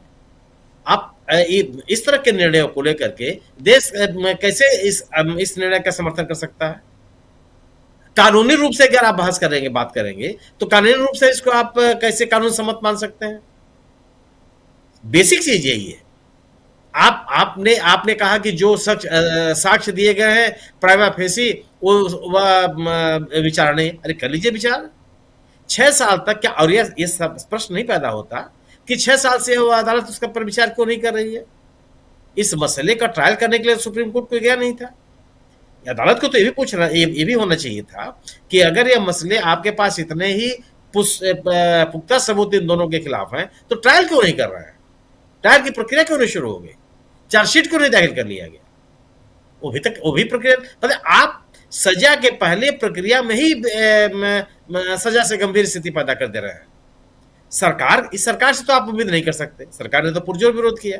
ये वही सरकार है जो, ये तो आरोपी हैं, जो जिन लोगों को अदालतों ने सजा दी है उनको आपने छोड़ दिया। और इसी सर्वोच्च न्यायालय ने गुजरात के मामले को लेकर के हस्तक्षेप किया और उन लोगों को फिर जेल जाना पड़ा। सरकार कई आरोपियों को, आरोपी नहीं, सजा याफ्ता लोगों को लगातार पैरोल दे रही है या उनकी सजा माफ कर दे रही है। और इन दोनों लोगों के खिलाफ आप इस तरीके से लगे हुए हैं कि पता नहीं कितने साक्ष्य इनके खिलाफ आपके पास है। हो सकता है कि साक्ष्य हो तो वो तो सार्वजनिक होने चाहिए ना, अदालत के सामने आने चाहिए। जी, अदालत उसकी सजा दे दे। तो ये जो आज का निर्णय है सर्वोच्च न्यायालय का, जो आदेश है, ये बड़ा निराशाजनक है। ये इससे नागरिक आजादी में विश्वास रखने वाले लोग हैं, उनको निराशा हाथ लगी है। कानून निश्चित रूप से सर्वोच्च न्यायालय का मामला है, सर्वोच्च न्यायालय का एक न्यायिक आदेश है, इसका परिमार्जन भी न्यायिक प्रक्रिया के तहत ही हो सकता है, लेकिन बहुत उत्साह नहीं बनता जिस निगाह से, जिस भरोसे के साथ लोग सर्वोच्च न्यायालय के पास जाते हैं कि बेसिक चीज है कि आप कानून की रक्षा करेंगे, संविधान की रक्षा करेंगे और उसके माध्यम से आप नागरिक आजादी की रक्षा करेंगे। इस आदेश से वह होते हुए दिखा नहीं। जी बिल्कुल बिल्कुल आप सही कह रहे हैं। और यहाँ सुप्रीम कोर्ट का ये फैसला काफ़ी लोगों को पच नहीं रहा, खटक रहा है, और इसलिए यहाँ पर जी यहाँ कुछ जोड़ना चाहते हैं डॉक्टर राकेश पाठक जी। जी डॉक्टर साहब, एक सूचना है सभी भारतीय नागरिकों के लिए। भारत सरकार ने ईरान को लेकर ट्रैवल एडवाइजरी जारी की है। इसका मतलब यह है कि आने वाले कुछ घंटों में दुनिया का दरोगा ईरान पर भी कुछ कर सकता है। बस इतनी सी सूचना, अभी ट्रैवल एडवाइजरी जारी है। जी जी बिल्कुल बिल्कुल आप सही कह रहे हैं। ट्रैवल एडवाइजरी उनके लिए, ईरान अगर आप ज़रूरत नहीं है तो न जाएं, भारत सरकार का ये कहना है, और इसलिए उसको आप अवॉइड करें, ईरान न जाएं। और ईरान में जो इंटरनल हालात जो हैं, वहाँ के अंदरूनी हालात, वो अच्छे नहीं हैं, और ये लगातार पिछले सप्ताह भर से हम लोग देख रहे हैं। और ऐसे में अमेरिका, ईरान में अमेरिका ने वहाँ हमला बोला था, अमेरिका ने नहीं कहें बल्कि इजराइल कहें, लेकिन इजराइल मतलब है अमेरिका। और उस वक्त भी आप लोगों ने बहुत कुछ देखा ईरान को लेके। ईरान फिर अब सुर्खियों में आने वाला है क्योंकि इंटरनल हालत उतनी अच्छी नहीं है। अब अमेरिका क्या कुछ करेगा, इजराइल क्या कुछ करेगा, ये देखा जाएगा, उस पर भी निगाहें टिकी हुई हैं। अब भारत सरकार ने ट्रैवल एडवाइजरी जारी कर दी है जिसमें आप बचें, ईरान जाने से तो बेहतर होगा, भारत सरकार का कहना है। संजय कुमार सिंह साहब, कैसे देखते हैं आप इस फैसले को? सुप्रीम कोर्ट के फैसले पे आते हैं। उमर खालिद की बात करें तो उमर खालिद ने 6 बार याचिका, जमानत की याचिका लगाई, ट्रायल कोर्ट से लेकर हाई कोर्ट तक, हाई कोर्ट से लेकर उच्चतम अदालत तक, यानी सुप्रीम कोर्ट तक। ज़रा ग्राफिकली आपको दिखाना चाहता हूं, ज़रा स्क्रीन पर ले आइए। और उमर खालिद की याचिका में देखिए, ट्रायल कोर्ट में उमर खालिद पहुंचते हैं। 24 मार्च 2022 को पहली जमानत याचिका खारिज हो जाती है। फिर 28 मई 2024 को ट्रायल कोर्ट में 2022 के बाद 2024 28 मई दूसरी बार जमानत याचिका खारिज। इसके बाद आगे बढ़ते हैं हाई कोर्ट में, जब वहाँ पहली खारिज होती है, हाई कोर्ट पहुँचते हैं। 18 अक्टूबर को पहली याचिका खारिज हो जाती है, और फिर जाते हैं नीचे ट्रायल कोर्ट में, वहाँ खारिज होने के बाद दोबारा आते हैं तो बड़े बेंच में संशोधित याचिकाएं खारिज हो जाती हैं। 2 बेंच, वहाँ पर 2 जजों की बेंच बैठती है। 2 सितंबर 2025 जिसके बाद सुप्रीम कोर्ट में आते हैं। लेकिन मामला सिर्फ ऐसा नहीं है कि 2 सितंबर के बाद सुप्रीम कोर्ट उमर खालिद ने सुप्रीम कोर्ट का रुख किया है, बल्कि इससे पहले भी किया था। सुप्रीम कोर्ट उमर खालिद आते हैं 14 फरवरी 2024 को। सुप्रीम कोर्ट में दायर जमानत याचिका को खालिद ने वापस ले लिया, इसलिए क्योंकि बार बार वहां सुनवाई टाली जा रही थी। याद कीजिए, बेला त्रिवेदी, माफी चाहूंगा, बेला त्रिवेदी, जस्टिस, रिटायर्ड जस्टिस बेला त्रिवेदी, उनकी ही बेंच और उन्हीं के कोर्ट में, और वहाँ सुनवाई नहीं होती थी, इसलिए उन्होंने वापस ले लिया था और लोअर कोर्ट में चले गए। लेकिन आज 5 जनवरी 2026 को उमर खालिद और शार्जिल इमाम की जमानत याचिकाएं खारिज कर दी सुप्रीम कोर्ट ने। ये 6 बार जमानत याचिकाएं खारिज हो चुकी हैं। ये ग्राफिकली आप तक हम पहुँचाने की कोशिश कर रहे थे। लेकिन संजय कुमार सिंह साहब, कैसे देखते हैं आप इस पूरे मसले को? इस पूरे मसले को मतलब मैं सुप्रीम कोर्ट को पूरा करता हूं। सुप्रीम कोर्ट के फैसले पिछले कई साल से एक सेट पैटर्न के अनुसार होते दिख रहे हैं मुझे। मैं बिल्कुल कानून के मामले में बिल्कुल जीरो हूं, मुझे कानून की कोई जानकारी नहीं है, मैं कानूनी पहलू पर नहीं टिप्पणी कर रहा। लेकिन जो फैसले होते हैं उसमें एक सेट पैटर्न दिखता है, उस पर लिखा बोला जा चुका है, सब चर्चा होती रही है, तो उसे मुझे प्रूव करने की जरूरत नहीं है। लेकिन मैं उस पर यकीन करता हूं कि जो लोग ये कह रहे हैं कि एक सेट पैटर्न सेट हो गया है, उसके अनुसार ये दिखता है। और मुझे शक था कि आज इन लोगों को जमानत मिलेगी, बाकी 5 लोगों को मिल गई और बाकी इन 2 लोगों के बारे में जो विशेष बातें कही गई हैं, जो सब अभी चर्चा हो गई, उससे बड़ा क्लियर है कि सुप्रीम कोर्ट ने जमानत इरादतन नहीं दी है। और वो इरादतन माने जाहिर है प्रेरोगेटिव तो सुप्रीम कोर्ट का था ही, वो दे ही सकते थे और उसमें उनको किसी को जवाब देने की जरूरत नहीं थी। नहीं देने पे जो जवाब देना था वो सब दिया जा चुका है, वो सब दिया गया है बाकायदा। तो मैं ये कह रहा हूं कि अगर सुप्रीम कोर्ट के जस्टिस को ये प्रेरोगेटिव था कि 5 साल से जो आदमी किसी आरोप में बंद है उसको जमानत दे दी जाए, और वो दे सकते थे और उन्होंने नहीं दिया है, तो सिर्फ नहीं दिया नहीं है, उसका कारण भी बताया है। जो कारण बताया है उसके लीगल उस पर मैं नहीं जाता, लेकिन जो कारण बताया है या बताना पड़ा है या बताने की जरूरत लगी है, उससे बहुत क्लियर है कि उनको भी समझ में आ रहा है कि ये मामला जो है सो बहुत नॉर्मल नहीं है। अब नॉर्मल क्यों नहीं है वो उनका मामला है, वो जाने क्यों ऐसा नहीं कर रहे हैं। लेकिन जो सेट पैटर्न है वो ये सेट पैटर्न है कि जो सरकार चाहती है वो सुप्रीम कोर्ट कर देता है। ये होता रहा है, कम से कम इलेक्शन कमीशन वाले मामले में तो बिल्कुल इलेक्शन कमीशन वाले मामले में और एसआईआर के मामले में तो बिल्कुल दिखाई दे रहा है कि जो सरकार चाहती है वो इलेक्शन कमीशन कह रहा है, सुप्रीम कोर्ट ने कहा कि हाँ वो कर सकता है। ठीक है, सुप्रीम कोर्ट अगर कर सकता है, लीगल मामला है, मैं उसमें डिटेल में नहीं जाता, मेरा वो सब्जेक्ट नहीं है। लेकिन जब सुप्रीम कोर्ट कह रहा है या कह रही है कि इलेक्शन कमीशन इंडिपेंडेंट है और वो इंडिपेंडेंटली काम कर सकता है और वो जो कर रहा है उसको पावर है, वो सब कुछ है, जो मामले दिए गए हैं कोर्ट में दलीलें दी गई हैं वो सब छोड़ दीजिए, मैं उसकी बात नहीं कर रहा। लेकिन ये इलेक्शन कमीशन इंडिपेंडेंट और संवैधानिक संस्था तो तब होगी जब उसके मुखिया का भी चुनाव विधिवत किया जाए। लेकिन वो जब विधि ही फैसला नहीं है या उसी पे संशय है या वही मामला कोर्ट में है, तो चुनाव आयोग को इतनी स्वायत्तता देने की क्या जरूरत है, और तब जनता की परेशानी को विशेष तौर से देखने की क्यों नहीं जरूरत है, और तब सरकार की बात मान लेने या चुनाव आयोग की ही बात मान लेने की क्या जरूरत है। जाहिर है वो सरकार के लिए काम कर रहा है या चुनाव आयोग के लिए काम कर रहा है, जनता के लिए चिंता नहीं कर रहा है। मैं इस पैटर्न की बात कर रहा हूँ कि सुप्रीम कोर्ट के फैसले जो होते हैं वो या तो जनता सरकार के पक्ष में होते हैं, जनता के खिलाफ हो जाते हैं, आवाज कट रही जी, या जनता के खिलाफ होते हैं। तो मुझे लगता है कि ये नहीं होना चाहिए, और सुप्रीम कोर्ट का काम ये था कि वो जनता के हित में फैसले करती, लेकिन सुप्रीम कोर्ट सरकार की कार्रवाई की पुष्टि कर रही है, और जैसे कि ये सजा में नहीं माना जाएगा। इसका मतलब ही है कि सुप्रीम कोर्ट को भी शंका है कि शायद उसको सजा इतनी होगी कि नहीं होगी, वरना अगर किसी को गलत सजा हो तो उसका मुआवजा, उसके लिए भरपाई की व्यवस्था होनी चाहिए, जो हमारे कानून में नहीं है। इसरो का मामला बहुत पुराना मामला है, 1994 का मामला है। उसमें कई साल मुकदमा चलने के बाद पता चला कि वो फर्जी था और किसी ने, पुलिस वाले ने, किसी ने अपने शिकायत कर दी थी वगैरह वगैरह, उसमें मामला बाद में वो सब बरी हो गए। उन्होंने जो आरोपी थे उन्होंने लड़ के मुआवजा लिया, सब कुछ किया। उन्होंने कहा कि मैं मुआवजा लेने नहीं आऊंगा, मेरे घर आके दिया जाए, तो सरकारी अधिकारी घर जाके दिए, सब कुछ हुआ। लेकिन वो सिर्फ एक स्पेसिफिक केस में हुआ है, या वैसा बहुत कम मामले में होता है। होना तो ये चाहिए कि किसी आम आदमी के खिलाफ किसी को इस तरह गलत फंसाया ना जा सके, लेकिन जहां फंसाया जा चुका है वहां भी कुछ नहीं किया गया है, और इस बात का ध्यान सुप्रीम कोर्ट को ही रखना चाहिए। तो सुप्रीम कोर्ट ने ये कह दिया कि वो सजा ही नहीं होगी, मतलब अगर वो सजा नहीं होती तो वो मुआवजा वगैरह भी नहीं मांग सकता है, ये आज क्लियर कर दिया गया। तो इसकी भी जरूरत नहीं थी, और 1 साल बाद जमानत के लिए अपील कर सकते हैं, जमानत की अपील कर सकते हैं, वो भी अपने आप में बहुत ज्यादा है। आप ये क्यों नहीं कह रहे कि 1 साल में तो अपनी चार्जशीट दायर कर दो? तो ये नहीं कहा जा रहा है, ये कहा जा रहा है कि चार्जशीट हो, जो काम 5 या 6 साल में नहीं हुआ वो 1 साल में होगा, इससे तो कोई अंदाजा नहीं। जब चल ही नहीं रहा है या काम हो रहा, कोई भी काम अगर हो रहा होगा तो 5-6 साल में हो जाएगा, मतलब साल भर में हो जाएगा।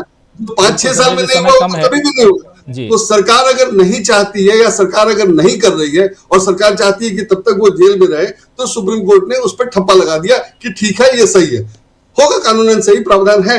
लेकिन मैं ये कह रहा हूं कि उसने अपने प्रेरोगेटिव का इस्तेमाल जनता के हित में नहीं किया, सरकार के हित में किया, और ये उन्होंने अपने फैसले से बता दिया है, लिख दिया है। तो ये सेट पैटर्न है जो कि बहुत ही चिंताजनक, आपत्तिजनक है, क्योंकि वही मामला एसआईआर के बारे में हो रहा है। एसआईआर पे अलग से बात होती रही है, और एसआईआर में जो हो रहा है वो सब अपनी जगह है। जी, एसआईआर पे बात करेंगे, बिल्कुल बात करेंगे। अमलेंदु जी, लाइव कर रहे थे हम लोग इस फैसले को, उसके बाद ढेर सारे उसमें प्रगति, उसमें बहुत सारे डेवलपमेंट, इसको ओवरऑल, क्योंकि अब उस समय फैसला जो है वो पढ़ा जा रहा है, इंग्लिश में पढ़ा जा रहा है, हिंदी में ट्रांसलेट करके उसको बताना है, अपने दर्शकों तक पहुंचाना है। बहुत सारी बातें उसमें छूटती भी हैं, कोशिश हमारी रहती है कि कुछ ना छूटे। मैक्सिमम 99% हम कवर करने की कोशिश करते हैं, लेकिन फिर भी उसके बाद क्या कुछ दिखाई दे रहा है Amalendu ji? Closing comment. Rajiv ji, closing comment है। शुरुआत मैं करूं तो एक शेर के साथ कि क्या जरूरी है कि वो मुजरिम ही हों जिनके हक में फैसले नहीं होते। तो आज सुप्रीम कोर्ट साहब ने एक तरह से कहा जाए राजीव जी, ट्रायल कोर्ट का फैसला खुद लिख दिया, यही कह सकते हैं। सुप्रीम कोर्ट का काम ट्रायल कोर्ट का फैसला लिखना नहीं है। सुप्रीम कोर्ट का काम ट्रायल कोर्ट के फैसले की समीक्षा करना है, विवेचना करना है, उसमें खामियां हैं उसको ठीक करना है, सही है तो उसको जायज ठहराना है। ट्रायल कोर्ट ने तो अभी कोई आदेश ही नहीं दिया, मुकदमा ही अभी शुरू नहीं हुआ, ट्रायल ही शुरू नहीं हुआ, और उस पर आदेश आ गया कि ये 1 साल रहेंगे, और ये टाइम बाउंड कर दिया कि 1 साल रहेंगे।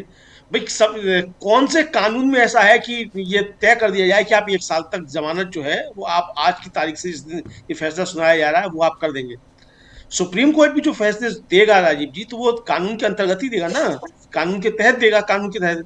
तो ये कानून भी अगर उसमें लिखित कर दिया जाता है कि इस कानून की शक्तियों का प्रयोग करते हुए सुप्रीम कोर्ट ये आदेश देता है कि आप 1 वर्ष के अंदर, आज के जो फैसला सुनाया जा रहा है इसके बाद आप दाखिल कर सकते हैं, ये तो बताया नहीं है। तो हम जैसे जो कम बुद्धि के लोग हैं वो कैसे समझेंगे कि सुप्रीम कोर्ट ने जो आदेश सुनाया है वो किस कानून का सहारा लेकर ये आदेश सुनाया है। तो राजीव जी, इसको लेकर तमाम सवाल उठ रहे हैं। दूसरा, जो जिस तरीके से आदेश दिया गया है और उसमें जो बातें कही गई हैं, उससे सीधे सीधे ट्रायल कोर्ट को ये संदेश दे दिया गया कि आपको क्या फैसला देना है। और राजीव जी, दिन में भी मैंने टिप्पणी यही की थी कि भाई जो फैसले जिस तरीके से आ रहे हैं बड़ी अदालतों से, वो सीधे सीधे ट्रायल कोर्ट को ये बता दिया जाता है इंटरिम ऑर्डर्स में और जमानत की याचिकाओं पर ही कि आपको फैसला क्या क्या देना है। तो ये आप एकदम से पहले से तय कर देते। तो ये चीजें मुझे लगता है कानून के तौर पे ठीक नहीं है। इस पे कानून के विशेषज्ञ जो बहस करेंगे, लेकिन हम लोग तो एक साधारण नागरिक होने के नाते और एक पत्रकार होने के नाते जो चीजें देखते हैं उसकी समीक्षा के तौर पे यही कह सकते हैं कि आज सुप्रीम कोर्ट ने इस मामले में काफी ज्यादा निराश किया है, और निराश ही नहीं किया है बल्कि ये सवाल भी खड़ा कर दिया है कि एक तो कि न्याय अब मिलेगा कि नहीं मिलेगा। सबसे बड़ा सवाल जो है वो न्याय के ऊपर खड़ा हो गया है कि न्याय कहीं है कि नहीं है। आप खुद कह रहे हैं कि साहब ट्रायल अभी जो है शुरू ही नहीं हुआ है, और आपके भाई 6 साल में ट्रायल नहीं हुआ तो 1 साल में कैसे ट्रायल पूरा हो जाएगा, ये कौन कहता है। और ये तो एसजी राजू जो थे जब बहस कर रहे थे, और एसजी तुषार मेहता बहस कर रहे थे राजीव जी इस मसले पर, तो वो खुद कह रहे थे कि अभी जो है कई गवाहों के होने हैं, 2 से 3 साल इसको लग जाएंगे। याद पड़ रहा है उसको, यही उनके शब्द थे इस तरीके के। तो ये इसलिए जो है ये सवालों के घेरे में निश्चित तौर पर है। हालांकि 5 लोगों को जमानत दी गई है, और उसके साथ ये भी शर्तें भी काफी जोड़ी गई हैं। खैर वो शर्तें वर्तें तो जोड़ी जाती हैं, वो ठीक है, मिसयूज करेंगे तो उसका दिया जाएगा। लेकिन ये कुल मिलाकर फैसला जो है ये एक अच्छे, मतलब कहा जाए कि कानून पर भी सवाल उठाता है, और जो कानूनी प्रक्रिया है उस पर तो सवाल उठ ही रहे हैं, और जो सुप्रीम कोर्ट के खुद के सिद्धांत हैं उन पर भी मुझे लगता है कि सवाल उठाता हुआ नजर आता है।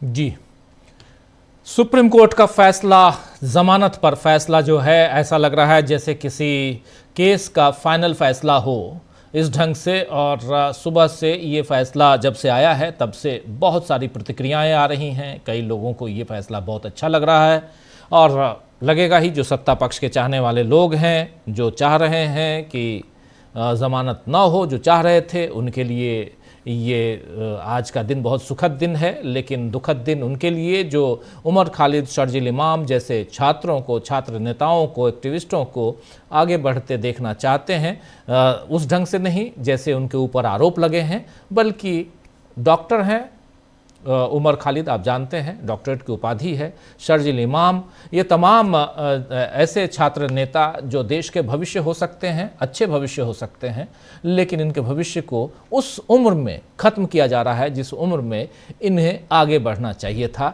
देश को सजाने संवारने में इनका योगदान हो सकता था। लेकिन क्या सिर्फ यही है कि ये किसी विशेष, किसी अन्य समुदाय से बिलोंग करते हैं? सोचिएगा ज़रा। बहुत बहुत शुक्रिया अमलेंदु जी, बहुत शुक्रिया प्रशांत जी, डॉक्टर राकेश पाठक जी, सुनील शुक्ला जी और संजय कुमार सिंह साहब, आप सबका बहुत शुक्रिया, बहुत धन्यवाद।